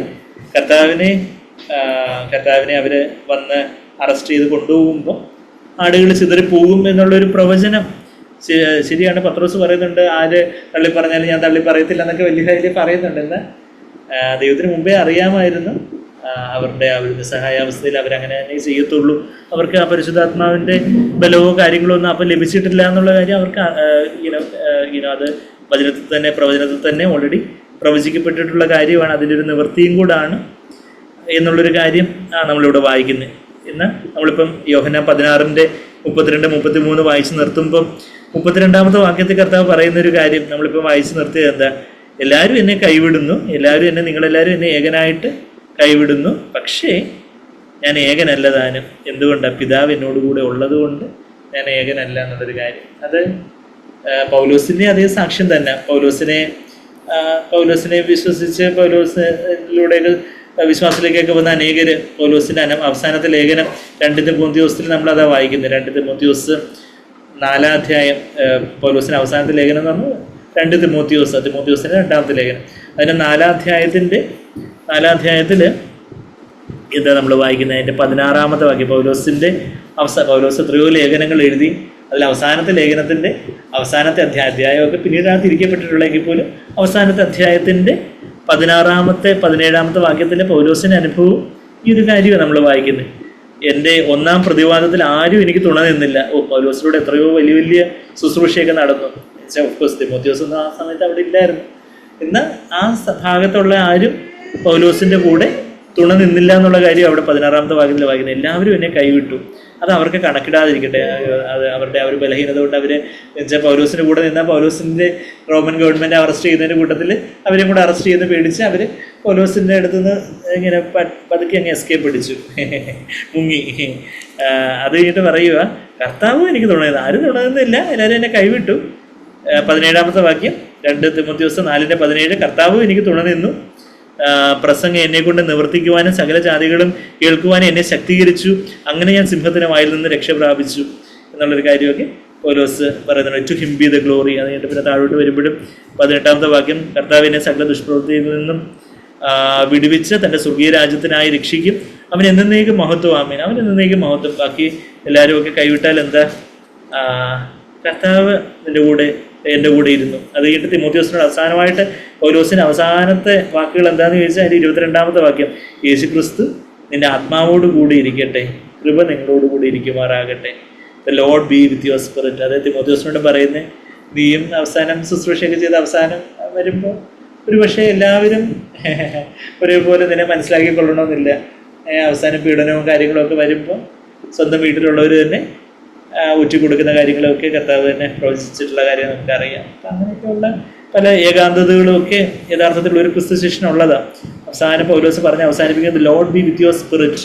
നമ്മളുടെ ആത്മാവോടുകൂടി, ആത്മാവിലെ പരിശുദ്ധാത്മാവ് അത് നിറയേണ്ടത് അവിടെ യേശുവിൻ്റെ സാന്നിധ്യമുണ്ട്. നമ്മൾ ആക്ഷരികമായിട്ട് യേശു നമ്മുടെ കൂടെ ഇരിക്കുന്നില്ല എന്ന പരിശുദ്ധാത്മാവ് നമ്മുടെ ആത്മാവിൻ്റെ വന്ന് നിറഞ്ഞ്, അങ്ങനെ യേശു നിന്റെ ആത്മാവോടുകൂടി ഇരിക്കട്ടെ, കൃപ, ആ പരിശുദ്ധാത്മാവിൻ്റെ ശക്തി നിങ്ങളോടുകൂടി, ഗ്രേസ് ബി വിത്ത് യു, പരിശുദ്ധാത്മാവിൻ്റെ ആ ശക്തി നിങ്ങളുടെ കൂടി ഇരിക്കട്ടെ എന്നുള്ളൊരു കാര്യം പറയുന്നത്. അപ്പോൾ നമുക്ക് തിരിച്ച് യോഹന്നാൻ 16:32 വാക്യം, ഒരുപക്ഷെ നമ്മുടെ ജീവിതത്തിലും നമ്മൾ പ്രതീക്ഷിച്ച പലരും നമ്മളെ സപ്പോർട്ട് ചെയ്തില്ല, നമ്മളെ പരിഗണിച്ചില്ല, നമുക്കെതിരായിട്ട് പറഞ്ഞു, നമ്മളെ ഒറ്റപ്പെടുത്തി, ചിലപ്പോൾ നമ്മളുടെ കുടുംബത്തിലായിരിക്കും, ചിലപ്പോൾ നമ്മളുടെ ഓഫീസിലായിരിക്കും, ചിലപ്പോൾ നമ്മുടെ സഹോദരങ്ങളുടെ ഇടയിലായിരിക്കും. നമുക്ക് മനുഷ്യരിൽ ആശ്രയിക്കാതിരിക്കാൻ വേണ്ടി ദൈവം തന്നെ ചിലപ്പം ചില അവസ്ഥകളൊക്കെ ഉണ്ടാക്കി മനുഷ്യരിൽ ആശ്രയിക്കുന്നതിനേക്കാട്ടിൽ യഹോവയിൽ ആശ്രയിക്കുന്നത് നല്ലത് എന്ന് നമ്മളെ ബൈബിളിൻ്റെ ആ ഒരു മിഡിൽ വേഴ്സായിട്ട്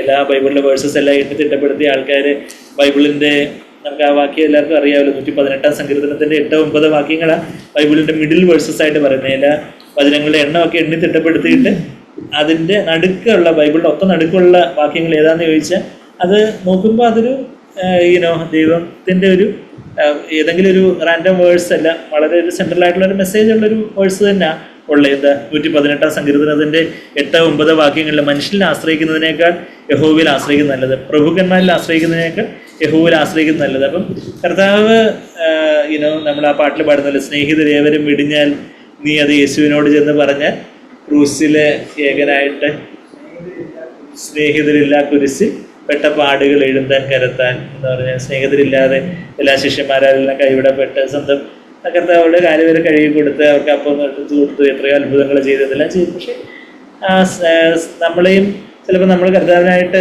ചില സ്റ്റാൻഡൊക്കെ എടുക്കുമ്പോൾ ക്ലാസ്സിൽ വേറെ ആരും നമ്മുടെ കൂടെ നിൽക്കാൻ കാണത്തില്ല, ചിലപ്പോൾ നമ്മളെ കളിയാക്കും, ഒറ്റപ്പെടുത്തും. എല്ലാവരും ഡിസ്കഷന് പോകുമ്പോൾ എല്ലാവരും ചില കാര്യങ്ങളിലോട്ടൊക്കെ, ചില വേണ്ടാത്ത കാര്യങ്ങളിലോട്ടൊക്കെ പോകുന്നു. അല്ലെങ്കിൽ ക്ലാസ്സിൽ തന്നെ വേറെ പലരും പല രീതിയിലുള്ള വേണ്ടാത്ത വർത്തമാനവും പല കഥകൾ പറച്ചിലും പല കാര്യങ്ങൾ കാണാനും കേൾക്കാനും ഒക്കെ ആയിട്ട് ഗോസിപ്പും പരദൂഷണവും ഒക്കെ ആയിട്ട് പലരും ക്യാമ്പസിലും ഓഫീസിലൊക്കെ. അപ്പം നമ്മൾ കർത്താവേ എനിക്ക് ഈ ലോകത്തിൽ മരിമസപ്പെടാതെ എനിക്കായിരിക്കണം എന്ന് പറഞ്ഞിരിക്കുമ്പോൾ എല്ലാവരും നമ്മളെ കൈവിട്ട് പോകുമ്പോൾ വലിയ വിശുദ്ധനായിട്ടുള്ള വലിയ വിശുദ്ധവാൻ പുണ്യവാളൻ വന്നിരിക്കുന്നു എന്ന് പറഞ്ഞ് നമ്മളേത് കുഞ്ഞാട് വന്നിരിക്കുന്നു, വലിയ ആൾ വന്നിരിക്കുന്നതൊക്കെ പറഞ്ഞ് നമ്മളെ കളിയാക്കുക. പക്ഷെ അവിടെ സ്നേഹിതരേവരും വെടിഞ്ഞാലും അവിടെ ആര് നമ്മുടെ കൂടെ ഉണ്ട്? കർത്താവ് നമ്മുടെ കൂടെ ഉണ്ട്. അതാണ് നമ്മളിപ്പം വായിച്ചത്. ഇപ്പം 32-ാമത്തെ വാക്യത്തിൽ യോഹന്നാൻ 16:32 പിതാവ് എന്നോടുകൂടി ഉള്ളത് കൊണ്ട് ഞാൻ ഏകനല്ല, നിങ്ങളെല്ലാവരും എന്നെ കൈവിട്ടാലും ഞാൻ ഏകനല്ല എന്ന് നമ്മളുടെ ജീവിതത്തിൽ നമ്മളെ എല്ലാവരും അതുപോലുള്ള അനുഭവങ്ങളിലൂടെ കടന്നു പോയിട്ടുണ്ടെന്ന് ഞാൻ വിശ്വസിക്കുന്നത്. ഞാൻ എൻ്റെ സാക്ഷിയൊക്കെ നിങ്ങൾക്ക് അറിയാവുന്നതുകൊണ്ട് കൂടുതലും ഞാൻ പറയുന്നില്ല. ഞാൻ ഹിന്ദു ബാക്ക്ഗ്രൗണ്ടിൽ നിന്നൊക്കെ വിശ്വാസത്തിലേക്ക് വന്നപ്പോൾ ആ സമയത്തൊക്കെ ഇങ്ങനെ നമ്മുടെ അച്ഛനും അമ്മയും ബാക്കി അമ്മയൊക്കെ ഇതിനകത്ത് അമ്മയൊക്കെ കേൾക്കുന്നുണ്ട് അതിൻ്റെ വിശ്വാസം എന്തായാലും ഓൺലൈനായിട്ടുണ്ട്. അപ്പം അങ്ങനെയൊക്കെ ഉള്ളപ്പോൾ എല്ലാവരും നമ്മളെക്കുറിച്ച് പഴയ ദൂഷിയും കാര്യങ്ങളൊക്കെ പറയുമ്പോഴും അപ്പോൾ ആ സമയത്ത് കർത്താവ് കൂടെ ഉണ്ട് എന്നുള്ള വലിയൊരു ആശ്വാസം. അപ്പോൾ ആ സമയത്ത് എനിക്ക് സഹോദരങ്ങളോട് കൂടി കോൺടാക്ട് ചെയ്യാൻ പോലെ ഇന്നത്തെ പോലെ ഇപ്പോൾ മൊബൈൽ ഫോണൊന്നും ഇല്ല, അപ്പോൾ ലാൻഡ് ലൈനാണ് ഉള്ളത്. ഇപ്പോൾ പാത്ത് വിളിച്ചൊക്കെ എപ്പോഴെങ്കിലുമൊക്കെ സഹോദരങ്ങളെ വിളിക്കുന്നത്. അപ്പോൾ ആരും കൂടില്ല, കൂട്ടായ്മയ്ക്ക് പോകാൻ അനുവാദമില്ല. അങ്ങനെ ആയിരിക്കുന്ന ഒരു വീട്ടുതടങ്കലിൽ പോയിരിക്കുന്ന സമയത്ത് ബാക്കി എല്ലാവരും കൈപിടിയുമ്പോഴും യേശു കൂടെ ഉണ്ട്. അപ്പോൾ യേശു മതിയായവനാണ്.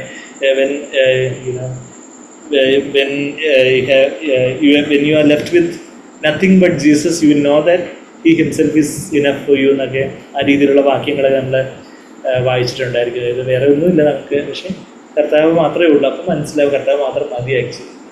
അവിടെയാണ് യഥാർത്ഥത്തിലുള്ള സമാധാനമുള്ളത്. ശ്രീരയുടെ ജീവിതത്തിൽ അതുപോലെയുള്ള പല സാക്ഷ്യങ്ങളൊക്കെ വീട്ടിൽ ഉണ്ടായിരുന്ന സമയത്തൊക്കെ അതുപോലെയൊക്കെ ഉള്ള സമയത്ത് വേറെ ആരും നമ്മളിനിയിപ്പോൾ നാളെ ഇനിയിപ്പോൾ വല്ല മഹോപദ്രവത്തിലൂടെയൊക്കെ കടന്നു പോകേണ്ടതൊക്കെ വരുന്ന സമയത്ത് ഇപ്പോൾ ആരും നമ്മുടെ കൂടെ അപ്പോൾ ആ സമയത്തൊന്നും നമുക്ക് വിളിക്കാനോ പറയാനോ ഒന്നും കാണത്തില്ല. ചില തരത്തിലുള്ള അല്ലെങ്കിൽ ഇപ്പോൾ നമ്മൾ എന്തെങ്കിലും ഒരു രോഗാവസ്ഥയിൽ നമ്മളൊരു ഹോസ്പിറ്റൽ ബെഡിലായിരിക്കുമ്പോഴോ ഒരു ICUലായിരിക്കുമ്പോഴൊക്കെ ചിലപ്പോൾ നമുക്ക് ആ സമയത്ത് ചിലപ്പോൾ ആരും വിളിക്കാനൊന്നും കാണത്തില്ല. നമ്മൾ എന്തെങ്കിലും ഒരു മെഡിക്കൽ പ്രൊസീജിയർ, ഒരു സ്കാനിലൂടെ എന്തെങ്കിലും ഒരു മെഡിക്കൽ പ്രൊസീജിയറിലൂടെയൊക്കെ കടന്നു പോകുമ്പോൾ അവിടെ കുറേ ഈ മെഷീൻ്റെ നോയ്സ് മാത്രമേ കേൾക്കണേ എന്നുള്ള നോയ്സ് മാത്രമേ കാണത്തുള്ളൂ. അപ്പോൾ അവിടെ ആരാ ഉള്ളത്? പക്ഷേ എല്ലാവരും കൈവിട്ടാലും ഞാൻ ഏകനല്ല, യേശുവിൻ്റെ കൂടെ ഉണ്ട്, കർത്താവുണ്ട്. പിന്നെ തോന്നില്ല ഞാൻ വേറെ മനുഷ്യരിൽ ശരിയാ, നമുക്ക് മനുഷ്യര് നമുക്ക് സഹോദരങ്ങളും നമ്മുടെ എല്ലാവരും നമുക്ക് തീർച്ചയായിട്ടും കൂട്ടായ്മയ്ക്ക് ഉണ്ടതെല്ലാം നല്ല കാര്യം.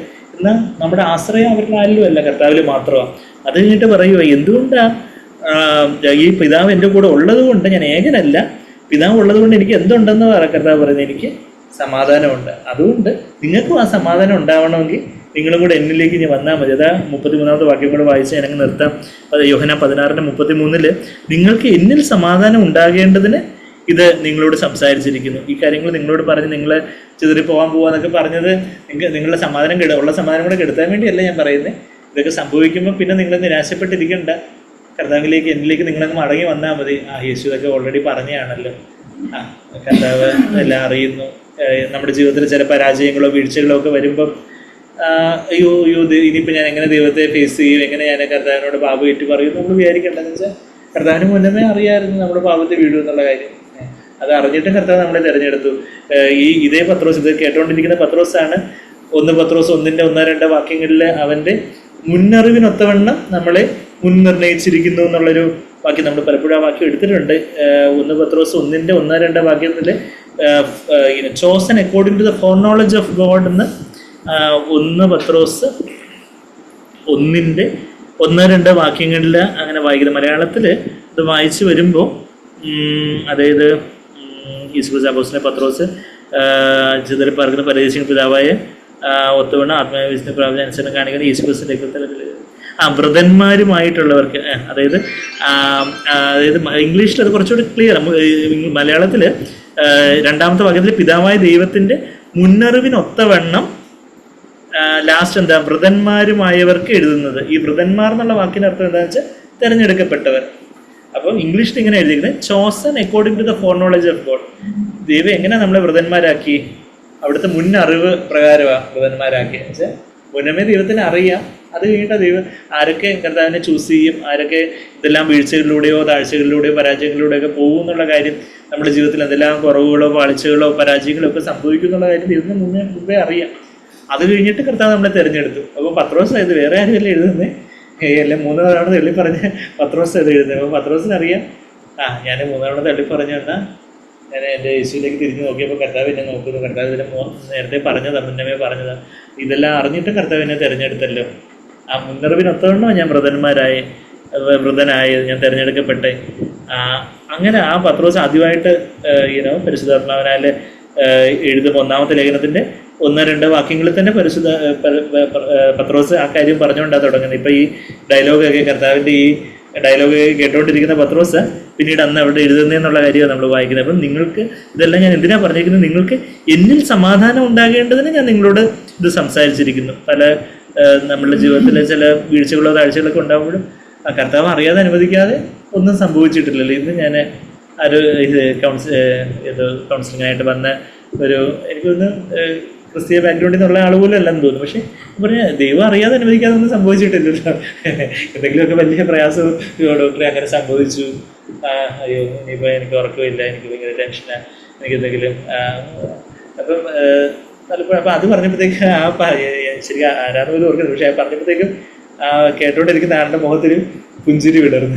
ദൈവം അറിയാതെ അനുവദിക്കാതെ നമ്മുടെ ജീവിതത്തിൽ ഇനിയിപ്പോൾ എന്തെല്ലാം വലിയ വീഴ്ചയോ പ്രാണിച്ചയോ ഒക്കെ സംഭവിച്ചെന്നിരിക്കട്ടെ, പക്ഷേ ദൈവം അറിയാതെ അനുവദിക്കാനൊന്നും സംഭവിച്ചിട്ടില്ല. അപ്പോൾ അത് കർത്താവ് നേരത്തെ ഇതിന് പറയുക, എന്നിൽ നിങ്ങൾക്ക് സമാധാനം ഉണ്ടാകേണ്ടതിന് സംസാരിച്ചിരിക്കുന്നത്. ലോകത്തിൽ നിങ്ങൾക്ക് കഷ്ടമുണ്ട്, ഈ ലോകത്തിലേക്ക് നിങ്ങൾ യുനോ ചെന്നായ്ക്കൾ ചെന്നായ്ക്കളുടെ ഇടയിൽ ആടുകളെ പോലെ ഞാൻ നിങ്ങളെ വിടുവാന്നൊക്കെയാണ് മത്തായി 10:16 വാക്യത്തിൽ നമ്മൾ വായിക്കുന്നത്. Like sheep amongst the wools.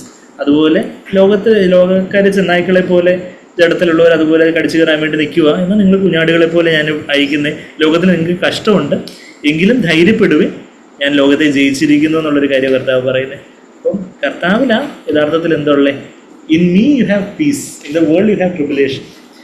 പലപ്പോഴും ആ ബാക്കി ഇങ്ങനെ പറയുമ്പോൾ ഞാൻ പറയാറുണ്ട്, ഇതിപ്പം നമ്മൾ നല്ലൊരു AC റൂമിൽ വളരെ സുഖിച്ച് സന്തോഷമായിട്ടിരിക്കുക, വളരെ പീസ്ഫുള്ളായിട്ടിരിക്കുക എന്നിട്ടും പുറത്ത് ഭയങ്കര ചൂട്, ഭയങ്കര ചൂടോ അതൊക്കെ. അപ്പോൾ നമ്മളിപ്പോൾ ഒരാൾ പറയുക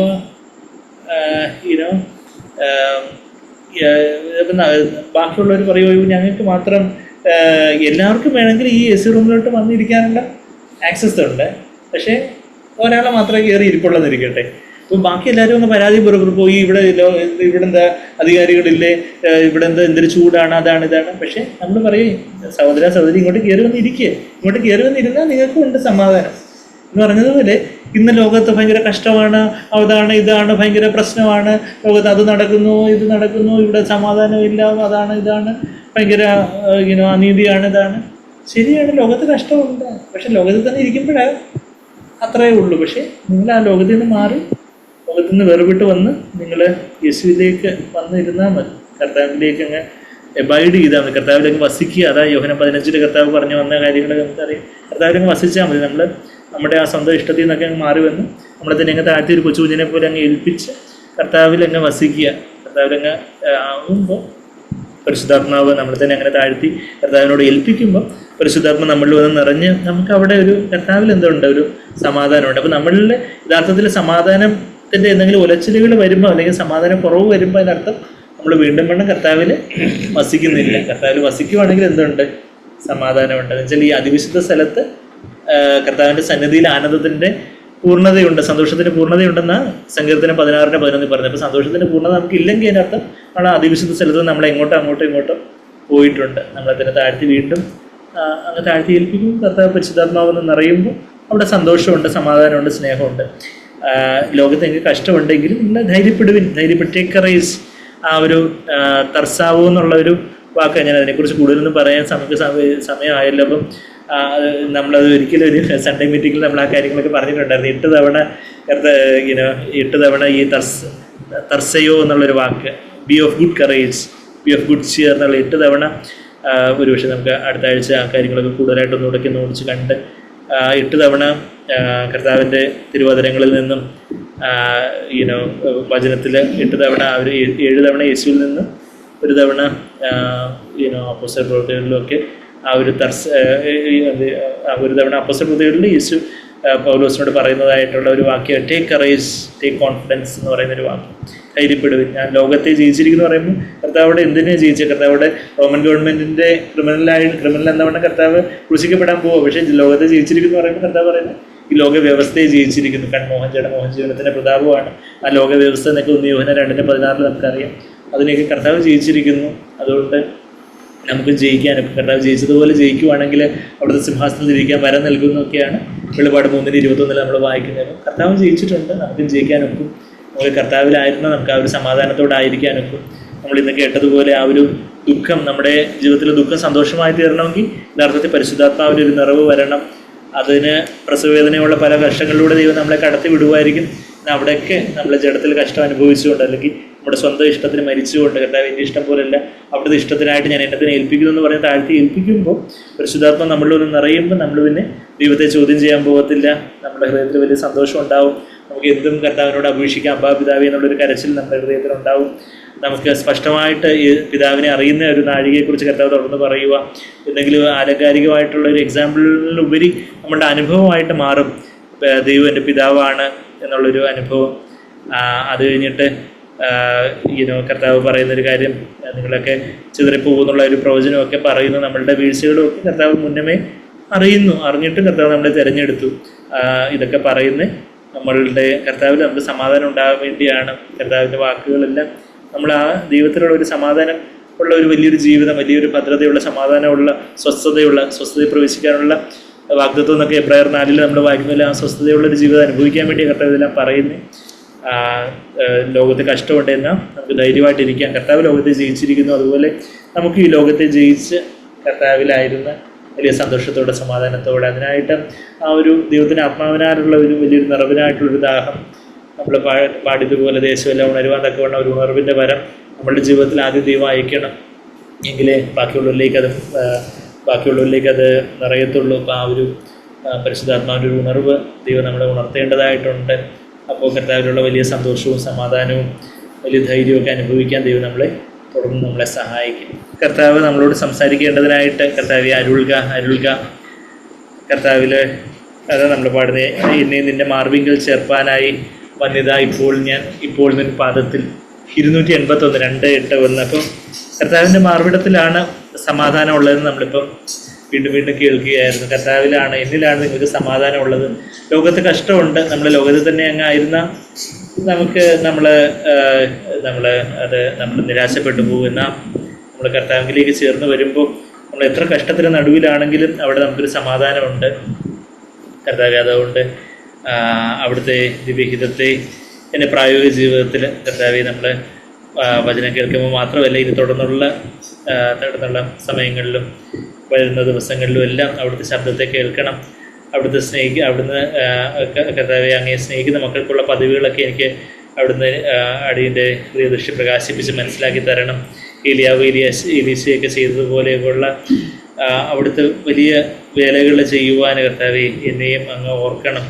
അവിടുന്ന് ഈ അന്ത്യകാലത്ത് എന്നെ ഇവിടെ ആക്കി വെച്ചിരിക്കുമ്പോൾ അവിടുത്തെ വേല, അവിടുത്തെ ഇഷ്ടം എന്താണോ ഓരോ ദിവസവും എന്നിലൂടെ അവിടുത്തെ ചെയ്യാൻ ആഗ്രഹിക്കുന്നത് ചെയ്തു തീർക്കുവാൻ എന്നെ സഹായിക്കണം. അവിടുത്തെ സ്നേഹത്തെ പാപികൾക്ക് കാണിച്ചു കൊടുക്കാൻ സഹായിക്കണം. ആയുസ്സിൻ്റെ നാളെല്ലാം കർത്താവെ അവിടുന്ന് പോയ വഴിയെ, ആ ജീവനുള്ള വഴിയെ, പുതുവഴിയെ പോകുവാൻ ജീവബലിയായിട്ട് ഞാൻ എന്നെ തന്നെ സമർപ്പിക്കുന്നു. ആ ഒരു വലിയ ആദ്യ സ്നേഹത്തിൻ്റെ നിറവിൽ കർത്താവിനോടുള്ള ആ ഒരു വലിയ ഹൃദ്യതയിൽ, ആത്മാർത്ഥതയിൽ, കർത്താവിനോടുള്ള ആ ഒരു അടുപ്പത്തോടെ നമ്മൾ തന്നെ ഒരിക്കൽ കൂടെ ജീവബലിയായിട്ട് നമ്മൾ തന്നെ സമർപ്പിച്ചുകൊണ്ട് നമുക്ക് നമ്മളെ തന്നെ കർത്താവിൻ്റെ മുമ്പാകെ ജീവനുള്ള ബലിയായിട്ട് നമ്മൾ പാടിയതുപോലെ കർത്താവെ അവിടുന്ന് പോയ ആ വഴിയെ പോകണമെങ്കിൽ ആയുസ്സിൻ്റെ നാളെല്ലാം ഈ പോയ വഴിയെ പോകണമെങ്കിൽ കർത്താവെ ജീവനുള്ള ബലിയായിട്ട് ഞാൻ എന്നെ തന്നെ സമർപ്പിക്കേണ്ടതായിട്ടുണ്ടല്ലോ. കർത്താവെ അവിടുന്ന് ഈ ഭൂമിയിലെ സമാധാനത്തിൻ്റെ നിറവിൽ കർത്താവെ അവിടുന്ന് ഈ ഭൂമിയിലെ തന്നെ യേശുവിൻ പിതാവിൻ്റെ ഹിതത്തിനായിട്ട് ഏൽപ്പിച്ചു കൊടുത്തു. അതുകൊണ്ട് കർത്താവിൻ്റെ ഹൃദയത്തിൽ എപ്പോഴും സമാധാനം നിറഞ്ഞു. ആരെല്ലാം കൈവിട്ടാലും ഞാൻ ഏകനല്ല, എൻ്റെ പിതാവിൻ്റെ കൂടെ ഉണ്ട്. അതുകൊണ്ടെന്നാ എപ്പോഴും എൻ്റെ പിതാവിന് പ്രസാദമുള്ളത് ചെയ്യുന്നതുകൊണ്ട് പിതാവിനെ ഏകനായി കൈവിട്ടിട്ടില്ല. പിതാവിന് പ്രസാദമുള്ളത് ചെയ്തുകൊണ്ട് അവനെ ഏകനായി കൈവിട്ടിട്ടില്ല എന്ന് ഇതേ കർത്താവ് തന്നെ പറയുന്ന കാര്യം നമുക്കറിയാം. അതെപ്പോഴും പിതാവിൻ്റെ ഇഷ്ടം ചെയ്തതുകൊണ്ട് കർത്താവ് കൃത്യത്തിൽ രണ്ടാമനാം ദൈവം ആയതുകൊണ്ട് പിതാവ് കൈവിട്ടിട്ടില്ല എന്നല്ല, എന്നാൽ പിതാവിനെ പ്രസാദമുള്ളത് ചെയ്തതുകൊണ്ട് പിതാവ് തന്നെ ഏകനായിട്ട് കൈവിട്ടിട്ടില്ല. ബാക്കി നമ്മുടെ ജീവിതത്തിലെ പല സാഹചര്യങ്ങളിൽ ഇനി ആരും നമ്മളെ മനസ്സിലാക്കിയില്ലെങ്കിലും ബാക്കി എല്ലാവരും നമ്മളെ തെറ്റിദ്ധരിക്കുകയോ കൈവിടുകയോ അല്ലെങ്കിൽ ബാക്കിയുള്ളവർക്ക് എത്തിച്ചേരാൻ പറ്റാത്ത വിധം നമ്മളെ ഒറ്റപ്പെടുന്നതൊക്കെ പല സാഹചര്യങ്ങളൊക്കെ നമ്മുടെ ജീവിതത്തിൽ ഉണ്ടാകുമ്പോൾ അവിടെയും ഞാൻ ഏകനല്ല, എൻ്റെ കർത്താവ് കൂടെ ഉണ്ട്. ഇപ്പോൾ ഞാൻ എൻ്റെ പിതാവിനെ എൻ്റെ കർത്താവിനെ കൺമുന്നിൽ കാണുന്നു. അവിടുന്ന് എൻ്റെ വലതുഭാഗത്ത് ഇരിക്കുന്നതുകൊണ്ട് ഞാൻ കുലുങ്ങി പോയില്ലെന്ന് കർത്താവിനെ കുറിച്ച് ദാവീദ് പ്രവചനാത്മാവിൽ പറഞ്ഞ കാര്യം പത്രോസ് പിന്നീട് പെന്തക്കോസ്തിനാളിൽ പറയുന്ന കാര്യം നമുക്കറിയാം. പിതാവിനെ ഏകനായി കൈവിട്ടിട്ടില്ല എന്ന് പറയുന്നത് കേട്ട പത്രോസ് പിന്നെ 50ഓളം നാളുകൾക്ക് ശേഷം പെന്തക്കോസ്തിനാളിൽ പരിശുദ്ധാത്മാവിൻ്റെ നിറവിൽ അവിടെ സംസാരിക്കുമ്പോൾ ഏകനായിട്ട് കൈവിടപ്പെടാതെ എപ്പോഴും പിതാവിനെ തൻ്റെ മുമ്പിൽ കണ്ട് ജീവിച്ച യേശുവിനെ പത്രോസ് ആ പുരുഷാരത്തോട് യഹൂദന്മാരോട് പറയുന്നു. 3000-ഓളം പേര് അവരെല്ലാം കൺവിക്റ്റഡായിട്ട് പാപബോധം വന്ന് രക്ഷിക്കപ്പെടുന്ന കാര്യത്തിൽ നമ്മളവിടെ കാണും. അത് യേശുവിൻ്റെ ജീവിതത്തിൻ്റെ സാക്ഷ്യം. ആ ശിഷ്യന്മാരുടെ ഹൃദയങ്ങളിൽ എത്രമാത്രം ആഴത്തിൽ പതിച്ചിരുന്നു. എപ്പോഴും പിതാവിനെ മുന്നിൽ കണ്ടുകൊണ്ട് ജീവിച്ചു യേശു. ആരൊക്കെ എന്തൊക്കെ പറഞ്ഞാലോ പറഞ്ഞില്ലെങ്കിലോ ഈ സ്വന്തം ഏറ്റവും അരുമ ശിഷ്യന്മാർ ഒരാൾ കൊടുക്കാൻ വേണ്ടി പോയി, ബാക്കിയുള്ളവർ വേറൊരാൾ നേതാവാന്ന് പറഞ്ഞ് തിരഞ്ഞെടുത്ത ആൾ 3 ആൾ അത് തള്ളി പറഞ്ഞു, ബാക്കി ശിഷ്യന്മാരെല്ലാം ചെതറിപ്പോകുന്നു. ഇതെല്ലാം ഉണ്ടെങ്കിലും കർത്താവിൻ്റെ സമാധാനത്തിനൊരു കുറവും കർത്താവിൻ്റെ സ്വസ്ഥതയിൽ ഒരു ലാഞ്ചന പോലും സംഭവിച്ചു. എത്ര വലിയൊരു സ്റ്റാൻഡേർഡാണ് കർത്താവിൻ്റെ ആ സ്വസ്ഥതയും സമാധാനം. ഇതെല്ലാം സംഭവിച്ചിട്ടും തന്നെ കൂടെ ഇത്രയധികം താൻ ജീവനോടെ സ്നേഹിച്ച ശിഷ്യന്മാരൊക്കെ കൈവിടുന്ന സമയത്തും പ്രധാന ഹൃദയത്തിൽ വേദനയുണ്ട്. എന്നാൽ പ്രധാന സമാധാനത്തിനൊരു ഫോട്ടോവും തട്ടിയില്ല. നിങ്ങളെന്നെ തള്ളി പറഞ്ഞിട്ട് പോകുമ്പോഴും നിങ്ങൾ സമാധാനത്തോടെ ഇരുന്നോ എന്ന് അത്രമാത്രം നമ്മളെ സ്നേഹിക്കുന്ന, നിങ്ങളെ പേടിക്കുന്ന സമാധാനത്തോടെ ഇരുന്നോ പിതാവിൻ്റെ കൂടെ ഉണ്ട്. അതുകൊണ്ട് നിങ്ങൾ വിഷമിക്കേണ്ട, നിങ്ങളുടെ സമാധാനം നിങ്ങൾക്ക് സമാധാനം ഉണ്ടാകേണ്ടതിന് മുന്നമേ നിങ്ങളുടെ പരാജയങ്ങളൊക്കെ ഉണ്ടാകുന്ന കാര്യങ്ങളെന്ന് ഞാൻ മുന്നമേ പറയുന്നത് തന്നെ ഇതിൽ നിങ്ങൾക്ക് സമാധാനം ഉണ്ടാകേണ്ടതെന്നാണ് പറയുന്നത്. കർത്താവ് നമ്മൾ വഞ്ചനയുള്ള വില്ല് പോലെ 78-ാം സങ്കീർത്തനത്തിൻ്റെ 57-ാമത്തെ വാക്യത്തിൽ നമ്മളത് വായിക്കുന്നു. കേട്ടതുപോലെ വഞ്ചനയുള്ള വില്ല് പോലെ നമ്മൾ കർത്താവിനെ വിട്ട് മാറി പോകുമ്പോഴും വീണ്ടും നമ്മളെ ചേർത്തണയ്ക്ക് ഞാൻ സ്നേഹം, എത്ര വലിയൊരു സ്നേഹം. ഞാൻ നിങ്ങളെ വീണ്ടും കാണും. അന്നാളിൽ ഞാൻ പിതാവിനെ നിങ്ങൾക്ക് അധികമായിട്ട് സ്പഷ്ടമായിട്ട് വെളിപ്പെടുത്തി തരും. അന്ന് നിങ്ങൾ എന്നോടൊന്നും ചോദ്യം ചോദിക്കേണ്ട ആവശ്യമില്ല. അതുപോലെ ചോദ്യം ചെയ്യേണ്ടാത്തവണ്ണം പരിശുദ്ധാത്മാവ് പിതാവിനെ മാത്രം സ്പഷ്ടമായിട്ട് എനിക്ക് വെളിപ്പെടുത്തി തരുമെന്ന് പറയുന്ന കർത്താവ് നമ്മുടെ ജീവിതത്തിൽ നിന്ന് ആ ഒരു പരിശുദ്ധാത്മാവിന് അധികമായിട്ടൊരു നിറവിനായിട്ടുള്ളൊരു ദാഹം നമ്മുടെ ഹൃദയത്തിൽ ഉണ്ടായിരുന്നു. പിതാവ് ഇതുവരെ ഞാൻ അനുഭവിച്ചിട്ടില്ലാത്തവണ്ണം അധികമായിട്ട് പരിശുദ്ധാത്മാവിൻ്റെ ഒരു നിറവ് എനിക്ക് അനുഭവിക്കണം. അപ്പാ പിതാവേ എൻ്റെ ഹൃദയത്തിൽ നിന്ന് രാസത്തിൽ എല്ലാ സാഹചര്യത്തിലും ഒരു അസ്വസ്ഥതയോ ഒരു അസമാധാനമോ ഒരു ആകുലചിന്തയോ ഒരു കയ്പോ വിരോധമോ ഒന്നും എൻ്റെ ഹൃദയത്തിൽ പൊങ്ങി വരാതെ വണ്ണം എപ്പോഴും ആ വലിയ സമാധാനം നിറഞ്ഞു നിൽക്കാൻ തക്കവണ്ണം പരിശുദ്ധാത്മാവ് യേശുവിനെ പിതാവിനെ എനിക്ക് അധികമായിട്ട് വെളിപ്പെടുത്തി തരേണ്ടതായിട്ടുണ്ട്. അതിനായിട്ട് ഞാൻ എൻ്റെ ശിശുവായിട്ടായി തീരേണ്ടതായിട്ടുണ്ട്.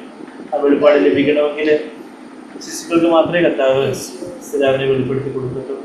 അതിനായിട്ട് കർത്താവിൻ്റെ അടുക്കിലേക്ക് വരാൻ ശിശുവാകേണ്ടതിന് താഴ്മയും സൗമ്യതയൊക്കെ ഇനി നിന്ന് പഠിക്കാനാണ് കർത്താവ് പറഞ്ഞിരിക്കുന്നത്. കർത്താവിനെ ഉപയോഗിച്ചുകൊണ്ട് കർത്താവിൻ്റെ വചനത്തിനായിട്ട് മുഖത്തിനായിട്ട് നമ്മെ തന്നെ ഏൽപ്പിച്ചു കൊടുത്ത് കർത്താവിൻ്റെ സ്വന്തം ഇഷ്ടം പോലെ അവർക്ക് ഇഷ്ടം പോലെ എന്ന് പറഞ്ഞ് ആ മുഖത്തിൻ്റെ കീഴിൽ താഴ്ത്തി ഏൽപ്പിക്കുമ്പോൾ യേശുവിൻ്റെ സമാധാനവും യേശുവിൻ്റെ സൗമ്യതയും താഴ്മയൊക്കെ പഠിച്ച് ആ ശിശുവിനെ പോലെ നമ്മളായിരിക്കുമ്പോൾ പിതാവിനെ നമുക്ക് വെളിപ്പെടുത്തി കിട്ടും. നമ്മുടെ ആത്മാർത്ഥത്തിൽ നമ്മുടെ പ്രാണനും നമ്മൾ വിശ്രാമം കണ്ടെത്തും. വലിയ ആശ്വാസത്തോടെ സമാധാനത്തോടെ യേശു ഭൂമിയിൽ സമാധാനത്തിൻ്റെ നിറവിൽ ജീവിച്ചതുപോലെ ലോകത്തിന് പല കഷ്ടങ്ങളുണ്ടെങ്കിലും ഞാൻ ലോകത്തെ ജയിച്ചിരിക്കുന്നു. യേശു ജയിച്ചതുപോലെ നമുക്ക് ഈ ലോകത്തെ ജയിച്ചുകൊണ്ട് സമാധാനത്തോടെ ജീവിക്കാൻ എനിക്ക് എല്ലാ ആവശ്യത്തിനും എനിക്ക് പിതാവുണ്ട്. വേറെ ആരൊക്കെ എന്നെ കൈവിട്ടാലോ, വേറെ ആരൊക്കെ എന്നെ കോൾ എടുത്തില്ലെങ്കിലോ അല്ലെങ്കിൽ എന്നെ മറന്നുപോയാലോ എന്നെ ആരെങ്കിലും വിളിച്ചില്ലെങ്കിലോ ക്ഷണിച്ചില്ലെങ്കിലോ ഒന്നും സാരമില്ല. എൻ്റെ പിതാവെങ്കിലും എൻ്റെ പിതാവിൻ്റെ മാർഗമുള്ള സ്വസ്ഥത ആ വലിയ സമാധാനത്തോടായിരിക്കാൻ തക്കവണ്ണം ആ പരിശുദ്ധാത്മാവ് നമ്മളെ നിറയ്ക്കട്ടെ. കർത്താവേ പിതാവേ ഞങ്ങൾ അതിനായിട്ട് പ്രാർത്ഥിക്കുന്നു. കർത്താവേ അന്നാളിൽ ആ ശിഷ്യന്മാർക്ക് പിന്നെ ഒന്നും കർത്താവിനെ ചോദ്യം ചെയ്യേണ്ടാതെ വണ്ണം കർത്താവേ സ്പഷ്ടമായിട്ട് പിതാവിനെ അറിഞ്ഞതുപോലെ ഞങ്ങൾക്കും അറിയണം. കർത്താവേ അല്പമൊക്കെ അറിഞ്ഞിട്ട് ഞങ്ങളെന്തോ അറിഞ്ഞു എന്ന് പറയുമ്പോൾ നിങ്ങൾ വിശ്വസിക്കുന്നോ, ശരിക്കും വിശ്വസിക്കുന്നോ എന്ന് കർത്താവ് വീണ്ടും കർത്താവെ ഞങ്ങളോട് ചോദിക്കുന്നത് പോലെ അതേ കർത്താവെ ഇനി ആഴത്തിൽ ഇനി ഞങ്ങൾ വിശ്വസിക്കേണ്ടതായിട്ടുണ്ട്. അധികമായിട്ട് പരിശുദ്ധാത്മാവിനെ നിറഞ്ഞ് ഞങ്ങൾ വേണം. അതേ കർത്താവെ ഞങ്ങളുടെ ജീവിതത്തിൽ എന്തെല്ലാം പ്രതികൂലങ്ങളോ പ്രതിസന്ധികളോ രോഗങ്ങളോ പ്രശ്നങ്ങളോ ഇതെല്ലാം ഞെരുക്കങ്ങളോ അവസ്ഥകളൊക്കെ വന്നാലും കർത്താവെ അവിടെ നിന്നും കർത്താവെ അങ്ങയെ ചോദ്യം ചെയ്യാതെ വാങ്ങിപ്പാനം ചെയ്യുവാനും കർത്താവെ പാടുന്നതുപോലെ കർത്താവെ ഞങ്ങളെ സഹായിക്കണം. അന്ന് കർത്താവെ ഞങ്ങളുടെ ജീവിതത്തിൽ കർത്താവിനെ ചോദ്യം ചെയ്യുന്ന പരാതിയും പൂർവ്വതും ഒക്കെ ഉള്ള അവസ്ഥകളുണ്ടെങ്കിൽ ഞങ്ങൾ വീണ്ടും അവിടുത്തെ ആത്മാവിനെ അറിയപ്പെട്ടിട്ടില്ലെന്നാണല്ലോ കർത്താവെ അങ്ങനെയുള്ള ചോദ്യം ചെയ്യുന്ന അനുഭവം ഇല്ലാതെ എല്ലാം കർത്താവെ വാങ്ങിപ്പാനം ചെയ്യുവാനും സഹായിച്ചു. ഞങ്ങൾ ഓരോരുത്തരും നിറച്ചാട്ട് കർത്താവെ ഞങ്ങളതിനെ സമ്പൂർണ്ണമായിട്ട് താഴ്ത്തുന്നു. കർത്താവെ ആത്മാവിനെ ഞങ്ങൾ ഓരോരുത്തരും നിറയ്ക്കണം. ആ ഉണർവിൻ്റെ വരാൻ ഞങ്ങൾ പാടിയതുപോലെ കർത്താവെ ഞങ്ങളുടെ ജീവിതത്തെ ഉണർത്തണം, ഞങ്ങളുടെ കുടുംബത്തെ ഉണർത്തണം, ഞങ്ങളുടെ കുടുംബ പ്രാർത്ഥനകളെ ഉണർത്തണം, ഞങ്ങളുടെ വചനധ്യാനങ്ങളെ, ഞങ്ങളുടെ വ്യക്തിപരമായിട്ടുള്ള വചനധ്യാനങ്ങളെ ഉണർത്തണം കർത്താവേ. ഞങ്ങൾ അങ്ങനെയുള്ള നടപ്പിനെ ഞങ്ങൾ ഉണർത്തണം കർത്താവേ. ഞങ്ങളുടെ ജോലി ചെയ്യുന്ന സമയത്തും ഞങ്ങൾ ഓഫീസിലോ അടുക്കളയിലോ ഫാക്ടറിയിലോ ഹോസ്പിറ്റലിലോ എവിടെ ആയിരുന്നാലും അവിടെയൊക്കെ അങ്ങോട്ട് ചേർന്ന് നടക്കുന്ന ആ നടപ്പിനെ കർത്താവേ ഞങ്ങൾ ഉണർത്തണമെന്ന് പ്രാർത്ഥിക്കുന്നു. അതിൻ്റെ സ്നേഹത്തെ ഉണർത്തണമെന്ന് പ്രാർത്ഥിക്കുന്നു കർത്താവേ. ഞങ്ങളെ നിറയ്ക്കണമെന്ന് പ്രാർത്ഥിക്കുന്നു. ഞങ്ങൾക്ക് ഇത്ര വലിയ നല്ല സ്നേഹത്തിയായ പിതാവുള്ളതുകൊണ്ട് ഞങ്ങളെന്നെ സ്തുതിക്കുന്നു. യേശുവിനെ സ്നേഹിച്ച് കർത്താവേ അങ്ങ് യേശു പിതാവിൽ നിന്ന് വന്നുവെന്ന് വിശ്വസിക്കുന്നവരെ സ്നേഹിക്കുന്ന ആ പിതാവ്, വാത്സല്യനിധിയായ പിതാവ്, അതേ കർത്താവേ. നന്ദി കർത്താവേ. അവിടെ ഞങ്ങൾ നിറച്ചിരിക്കുന്നവർക്ക് സ്തോത്രം ചെയ്യുന്നു. ആ നിറവിൽ തന്നെ തുടരുവാൻ തക്കവൻ എപ്പോഴും ഞങ്ങൾ താഴ്ത്തി ഏൽപ്പിക്കുവാൻ തുടർന്ന് ഞങ്ങളെ സഹായിച്ചായിട്ട് നന്ദി കർത്താവേ.